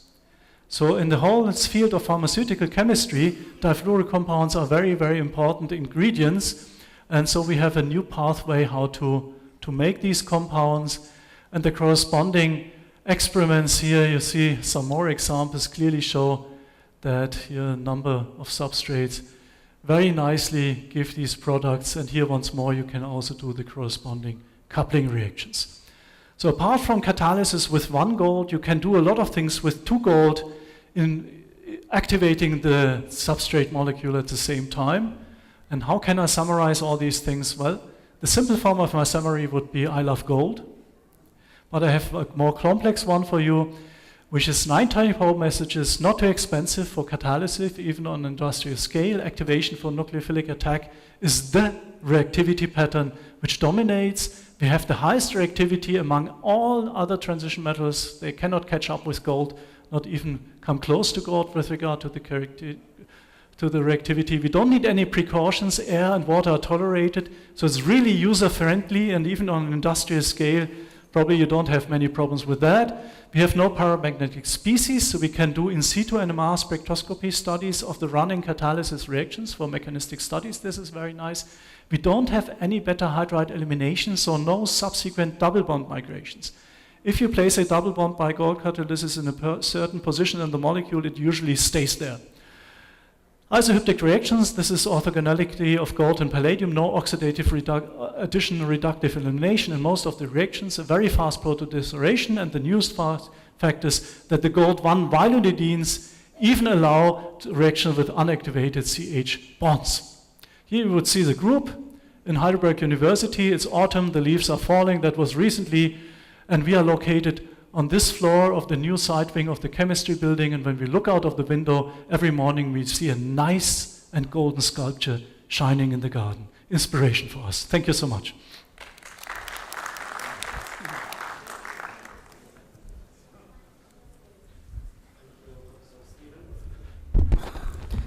Now time for questions. Okay, تفضل.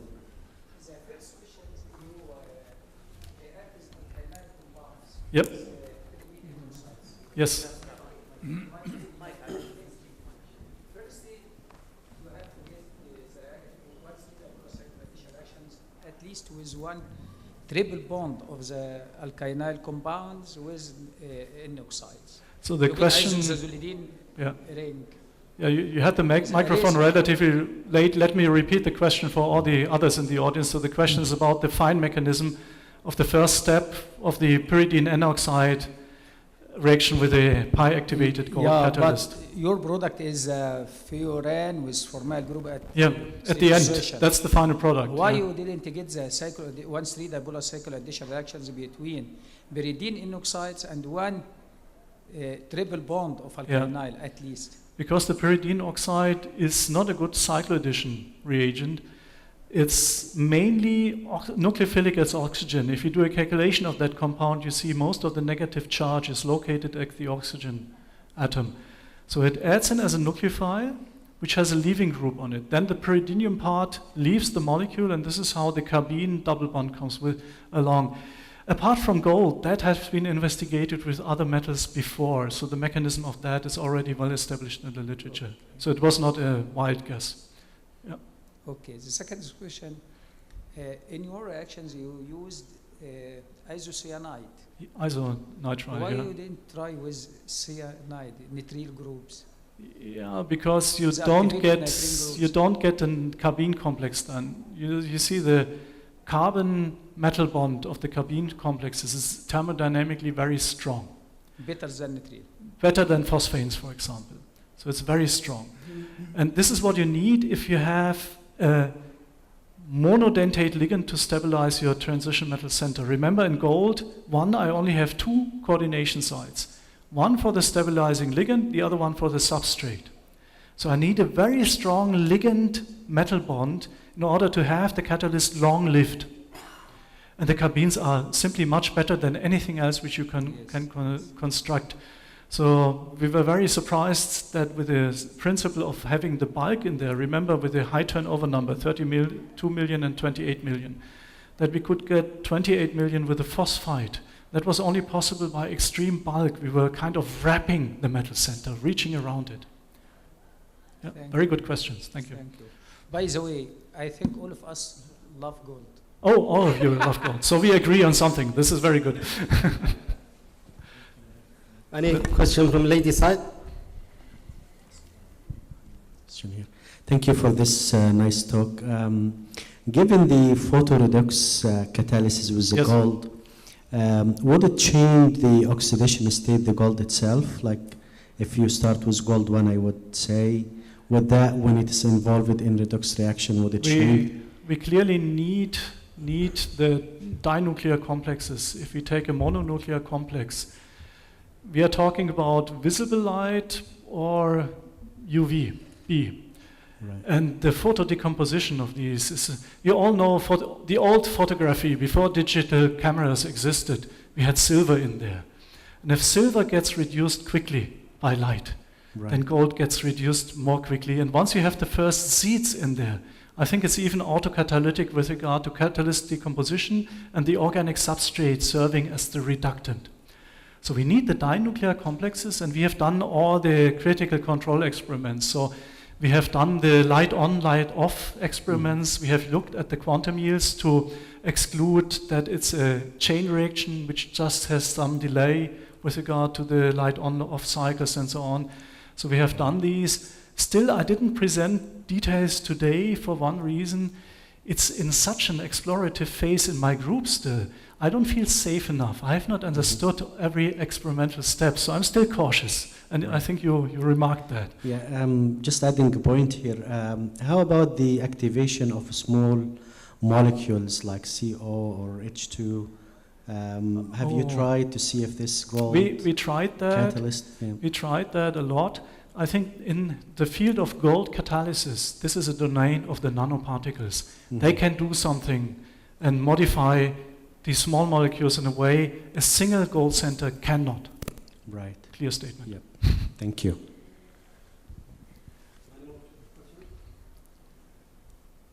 Thank you, Professor Stephen. Thank you so much.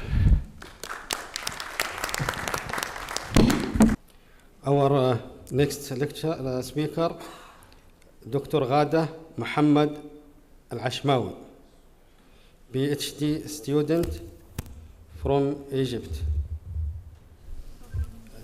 She talk about the effect of dexamethasone on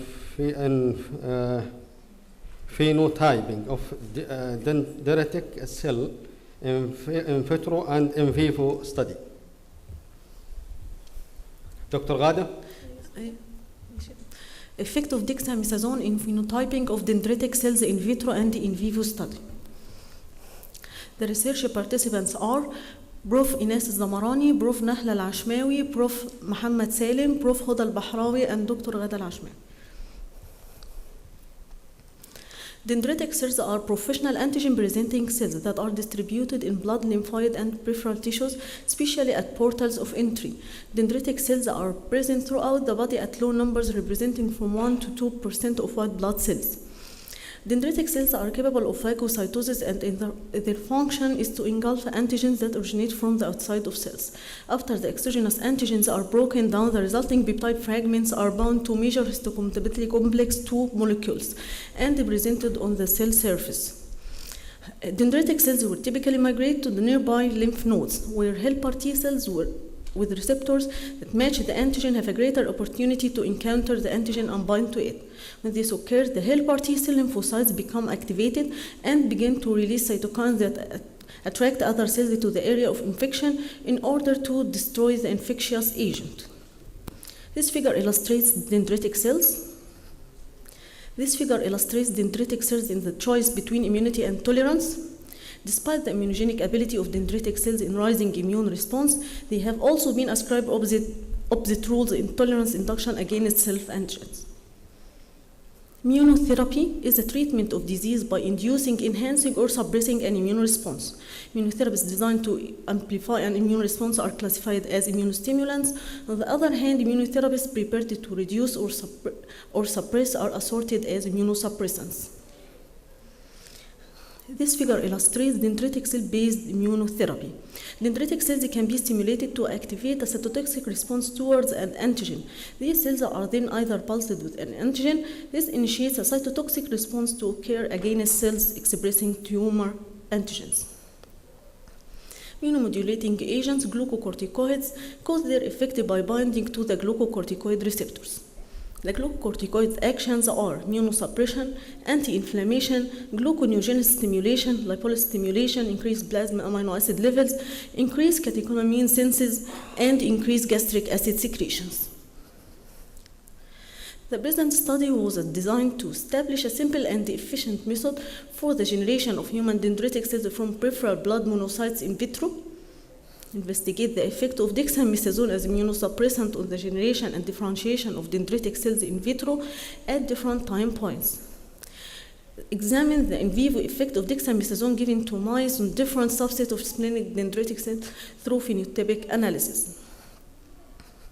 An in vitro study, peripheral blood was collected by vein puncture from healthy adult volunteers. The puffy coat layer was carefully separated by biocoal. The cell pellet obtained after cell washing was added to the Deming medium containing fungizone and penicillin streptomycin solution, then incubated at 37 degrees centigrade, 5% carbon dioxide for 2 hours. The flasks with adherent monocytes were checked for rounded cells and photographed by camera connected to the inverted microscope. As shown in the figure, culture of peripheral blood mononuclear cells on day 0 showing adherent monocytes. Cell culture flasks were prepared in 5 major groups. To each monocyte culture flask was added Deming, fungizone, penicillin streptomycin, granulocyte macrophage colon-stimulating factor interleukin-4, then incubated at 37 degrees centigrade, 5% carbon dioxide for 9 days. The protocol of dexamethasone addition varied for each group for cell culture according to the time of drug addition. As shown in the figure, tissue culture flasks were prepared in 5 major groups. Group A represents control group. In Group B, the dexamethasone was added on day 7. In Group C, the tumor necrosis factor alpha was added on day 7, and dexamethasone on day 8. In the group D, dexamethasone was added on day 7 and tumor necrosis factor alpha was added on day 8. In the group E, dexamethasone was added on day 0 and tumor necrosis factor alpha was added on day 7. Microscopic examination of control group A. As shown in the figure, microscopic examination showed that peripheral blood mononuclear cells cultured in demon medium undergone morphological change on day 3, transformed to immature dendritic cells on day 7, culture of peripheral blood mononuclear cells on day 9 showing closely adherent dendritic cells which became mature with branched projections. Dexamethasone effect on the morphology of in vitro cultured dendritic cells. As shown in the figure, culture subjected to dexamethasone treatment at different time points exhibit no notable changes in the morphology of dendritic cells examined under the microscope compared with control and treated cultures. Tumor necrosis factor alpha added on culture of dexamethasone didn't affect the morphological changes of dendritic cells, which became mature even in the absence of tumor necrosis factor alpha. To evaluate the immunomodulatory potential of dexamethasone, monocyte-derived dendritic cells were phenotypically examined for the key accessory cell marker CD83.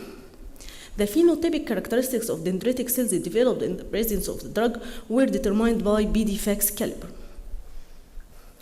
Dexamethasone effect on the phenotyping of CD83 expressing dendritic cells.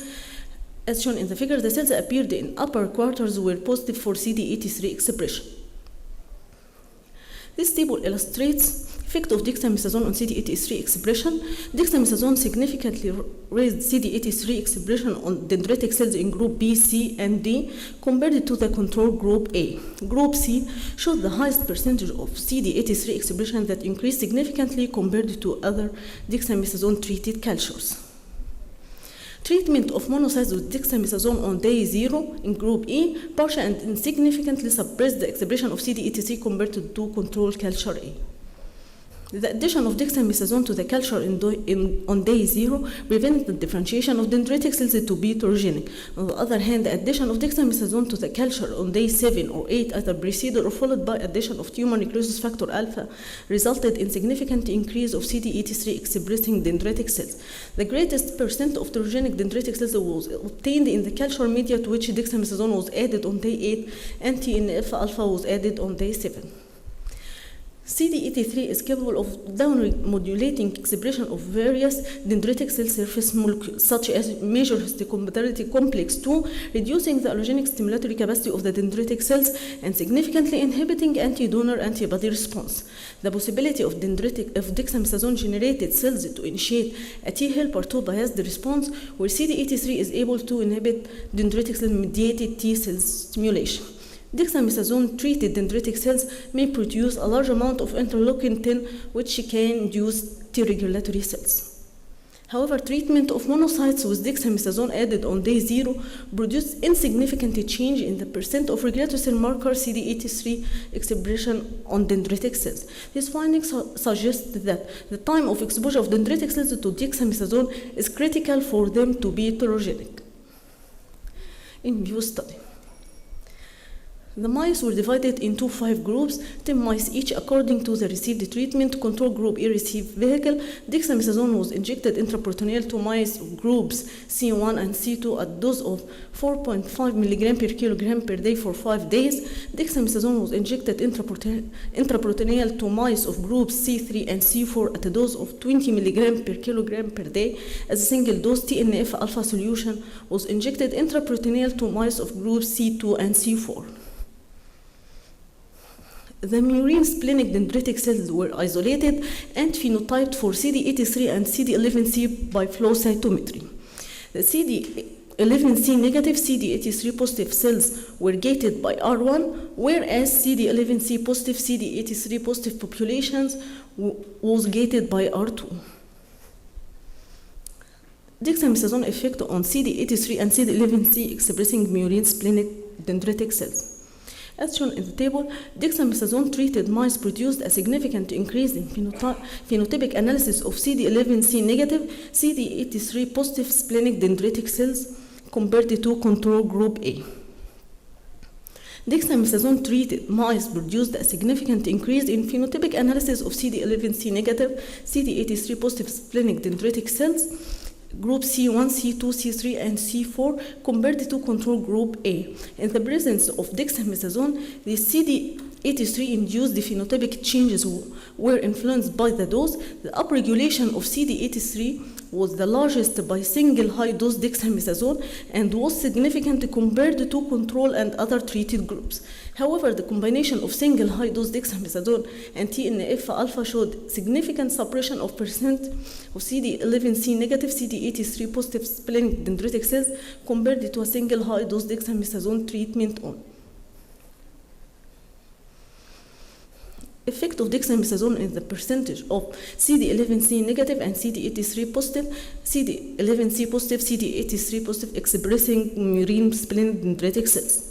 The single high-dose dexamethasone treated mice showed a significant decrease of percent of CD11C positive, CD83 positive splenic dendritic cells, either in presence or absence of tumor necrosis factor alpha. Moreover, the high-dose dexamethasone treated mice showed significant lower percent of CD11C negative, CD83 positive splenic dendritic cells compared to corresponding low-dose dexamethasone treated groups. In accordance with the results obtained in vitro, the in vivo experiment indicated that dexamethasone treatment resulted in significant increase of the expression of CD83 on the splenic dendritic cells. Therefore, the action mechanism of dexamethasone as an adjuvant on splenic dendritic cells may be in part through upregulation of CD83 expression. The combination of high-dose dexamethasone and TNF-alpha showed a significant inhibition of percent of CD11C negative, CD83 positive splenic dendritic cells compared to single high-dose dexamethasone treatment only. TNF-alpha may play an important role in immunostimulation of splenic dendritic cells through the inhibition of expression of cell surface marker CD83. Dexamethasone depletes CD11C positive, CD83 positive dendritic cells in the spleen. It enriches CD11C negative, CD83 positive dendritic cell subset that functions as heterogenic dendritic cells, suggesting that dexamethasone adjuvant mechanism may involve in vivo selection of heterogenic dendritic cells.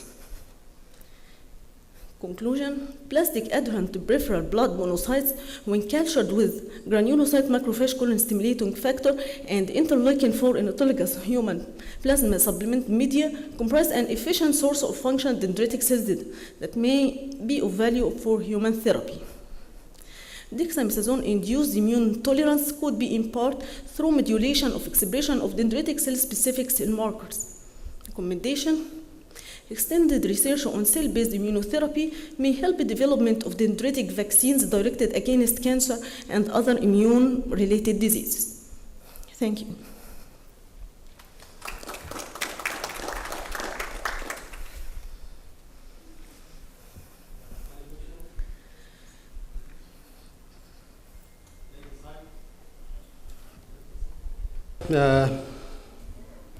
Next speaker, actually, Dr. Radwan Ahmed, who is PhD scholar from India. Dr. Radwan is going to talk about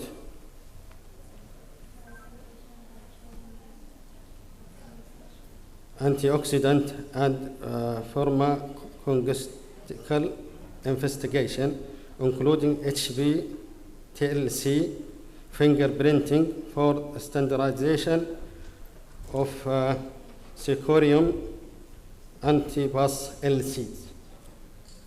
Welcome.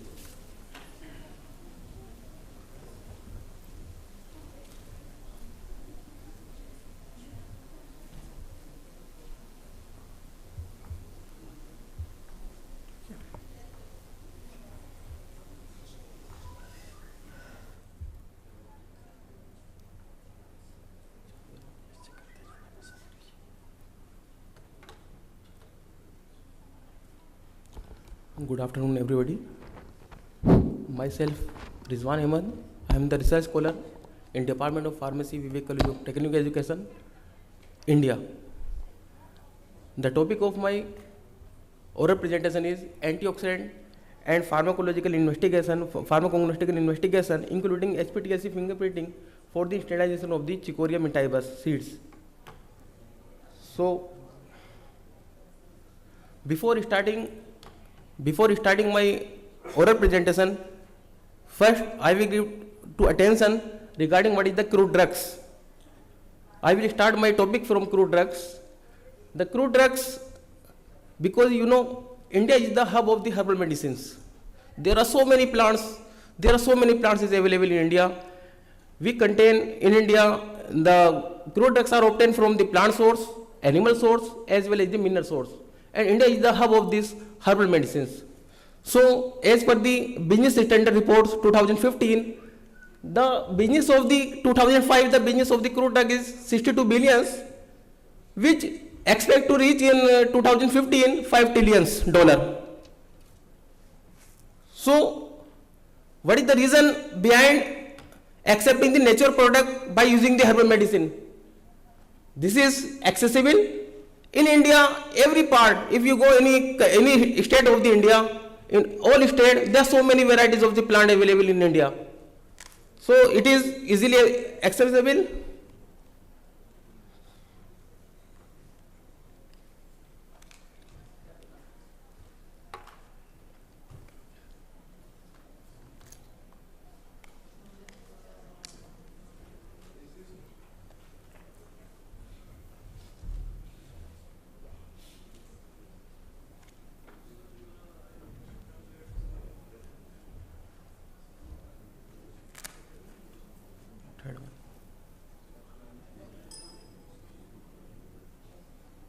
Yeah, this is affordable. Anybody can afford this crude drugs because the rate of the herbal drugs in India is very low. So cheap, anybody can use these drugs. This is assure safety. In as per the India traditional system, there are so many books in this. They mention the importance of the crude drugs or natural products. One books in India, the Charak Samhita. Charak Samhita, this is the old literature. This is more than 2000 years old literature. They mention the importance of the crude drugs in the Charak Samhita. Then in India, there are so many systems of herbal drugs or natural products. One is the Ayurveda, Yoga, Naturopathy, Unani, Siddha, Homeopathic, Yoga and Naturopathy. There are so many systems which depend only on the herbal drugs or natural products only. First, we should know what is the history of the natural drugs. This is the Sumerian periods. In this, there are so many types of the plants. They cured the various disease by using this plant in these Sumerian periods. After that, this is the period of the Albert Pipus in 1550 BC. They also describe the importance of the crude drugs or natural products. After that, this is the first book written by these Dioscorides, De Materia Medica. They mention the 600 medicinal plants in these books. These are the books De Materia Medica. These are the periods of the Unani or as well as Arabic periods. In this period, one scientist is Ibn al-Tabari. They describe the importance of the crude drugs by curing various disease. After that, another scientist is the Hippocrates. This is the father of the medicine. The medicine is obtained only from the natural products. Then one Hakim is there, Ibn Sina. They also give the literature about the natural products of medicinal drugs. Then one scientist is this Ibn al-Bitar. They also describe the various importance of the crude drugs. After that, this is the era of the European period. This is the era of the European period. In they also cure various surgery as well as cure the disease by using the herbal drugs only. Then this is the golden period for the natural products. The first terms comes by the scientist. One is the C.S. Sadler. They give the terms of the pharmacognosy. Now this is the latest technology. This is the branch is the latest technology, pharmacognosy. In 1815, the scientist, the C.S. Sadler, they coined the term of the pharmacognosy, and they describe the various pharmacognosy. It is the branch of science in which we study the isolation, extraction, and characterization of the herbal medicine or natural products. In this era, there are so many pure compounds were isolated and purified. One is the isolation of the morphine and opium. Second one is the strychnine from Nux vomica, quinine, caffeine from the cinchona, nicotine from the opium, atropine from the belladonna. This is the herbal plants. This is the cocaine. Now, natural product drug discovery. Why? What is the problem with natural product drug discovery? There is a need of standardization of the herbal drugs. There is a need of, we know what is this drugs, particular drugs is used as a traditional, but we have no proof. There is a need of standardization of the herbal drugs. So, the aim and objective of my work is to develop quality standards and pharmacognostical profile of some herbal drugs used in the traditional system of the medicine as antioxidants. And to generate the data that will be used for the identification, authentication, and to detect the adaptation in the drugs, and to establish the quality and safety of the crude drugs. The protocol of my research work is collection, authentication of the proposed herbal drugs, development of the quality standards, morphological character, microscopic character, quality standard like extractive value, S value, heavy metals, pesticide, aflatoxin, and phytochemical screening, quantitative estimation of marker compound by using the SPTLC fingerprinting, and then finally total estimation of the total phenolic and flavonoid contents, and finally in vitro antioxidant activity by using the DPPH, hydrogen peroxide methods, and reducing scamming methods. This is the procurement of the plant material. I collected from the herbal garden of the Jamia Hamdard, New Delhi, and this is authenticated by NISCARE in India, Delhi, by the renowned scientist, taxonomist, and this is the numbers of my authentication.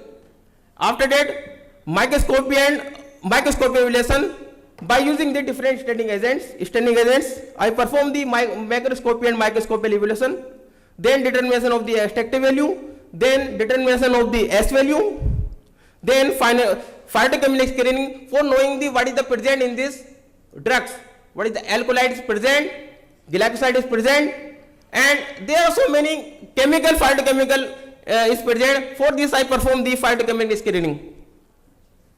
Then heavy metals, I testing the heavy metals analysis by using the AOC guideline. AOC, American Organization of the Analytical Chemists, official method of the analysis. I adopt for pesticides, for aflatoxin, I adopt this guideline.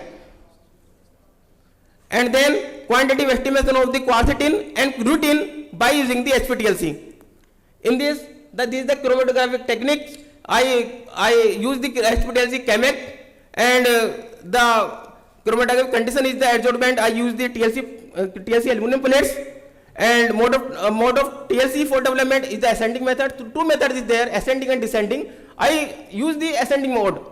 Then solvent run up 80 mm, standard preparation 100 nanogram per microliter, and volume of the standard 2 to 10 microliter, and scanning membrane 366 nanometer, and solvent system is the benzene, ethyl acetate, and formic acid. Now, after the determination of the total phenolic compound, first I determine the total phenolic compound content as well as flavonoid content for supporting the antioxidant activity of this particular drugs, my particular drugs, chicory.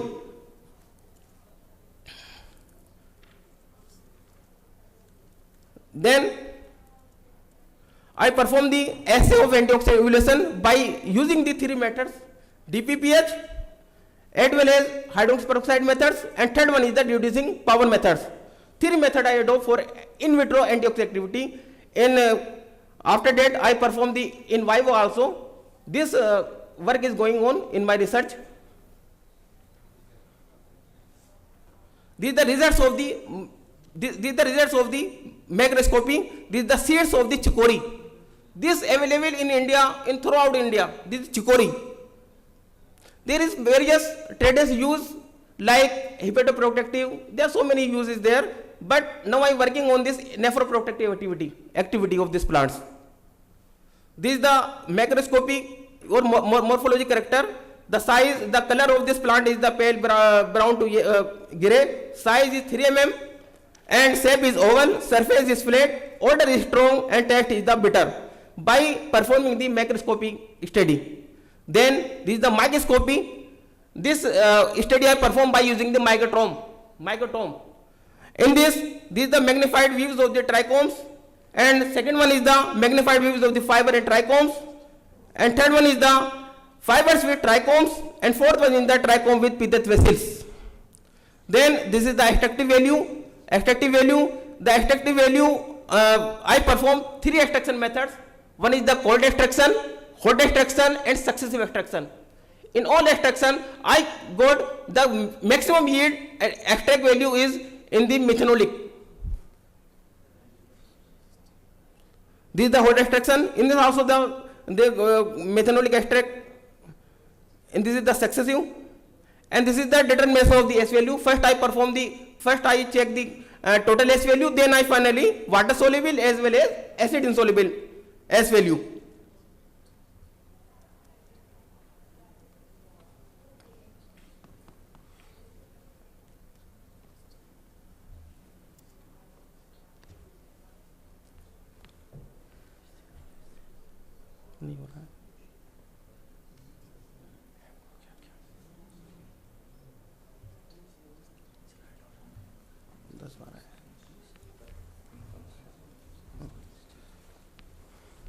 This is the determination of the heavy metals, and for heavy metals, cadmium, lead, arsenic, mercury, I determine by using the AOC guidelines, and I found that there is all heavy metals are within the limits.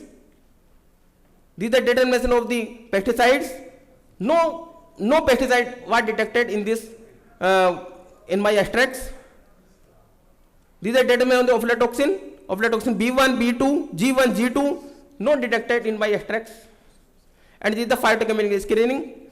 This I give the all detail regarding what is the present in the pattern method extracts, what is the present in chloroform, what is the present in the alcoholic and aqueous. This is the activation of the quercetin and rutin by SPTLC.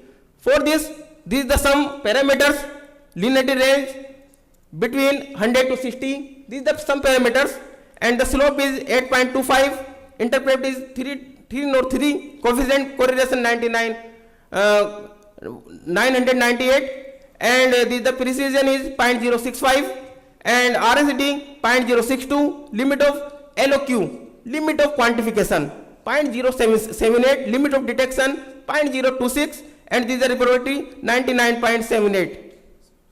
This is the recovery study of the quercetin and routine. This is approximately 100%.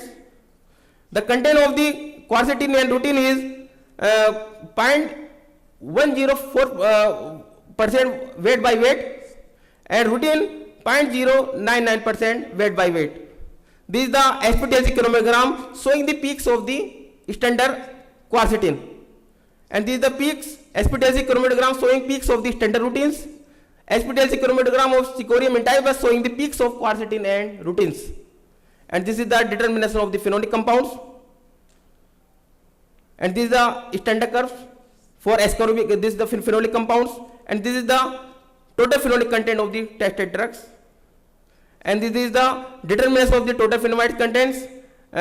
These are the readings for standard curve, and this is the total phenolate content of my Cichorium intybus. This is the in vitro antioxidant activity by DPPH methods. This is the standard graph readings, and this is the standard graph. This is the in this I check the scaving activity of this of my drugs by using the various methods like DPPH, hydrogen peroxide, and reducing methods. These are the readings for reducing methods, And final conclusion, the outcome of this study might prove beneficial in herbal industry for identifications, purifications, standardization and antioxidant activity of the Chicoria mentibus. I give my thanks first Almighty Allah, then my college chairman Dr. Vivek Amit Goyal, my guide Dr. Mohammad Mujib, Professor Dr. Mohammad Mujib, Faculty of Pharmacy, Jamia Hamdard, New Delhi. My respected co-guide Dr. Feroz Anwar, Department of Biochemistry, Faculty of Science, King Abdullah University, Jeddah. My technical advisor Dr. Aftab Ahmed, Health Information Technology Department, Jeddah Community College, King Abdullah University, and my principal Dr. Saurabh Sharma, who constantly trusted and mentored me to become what I am today. Thank you very much.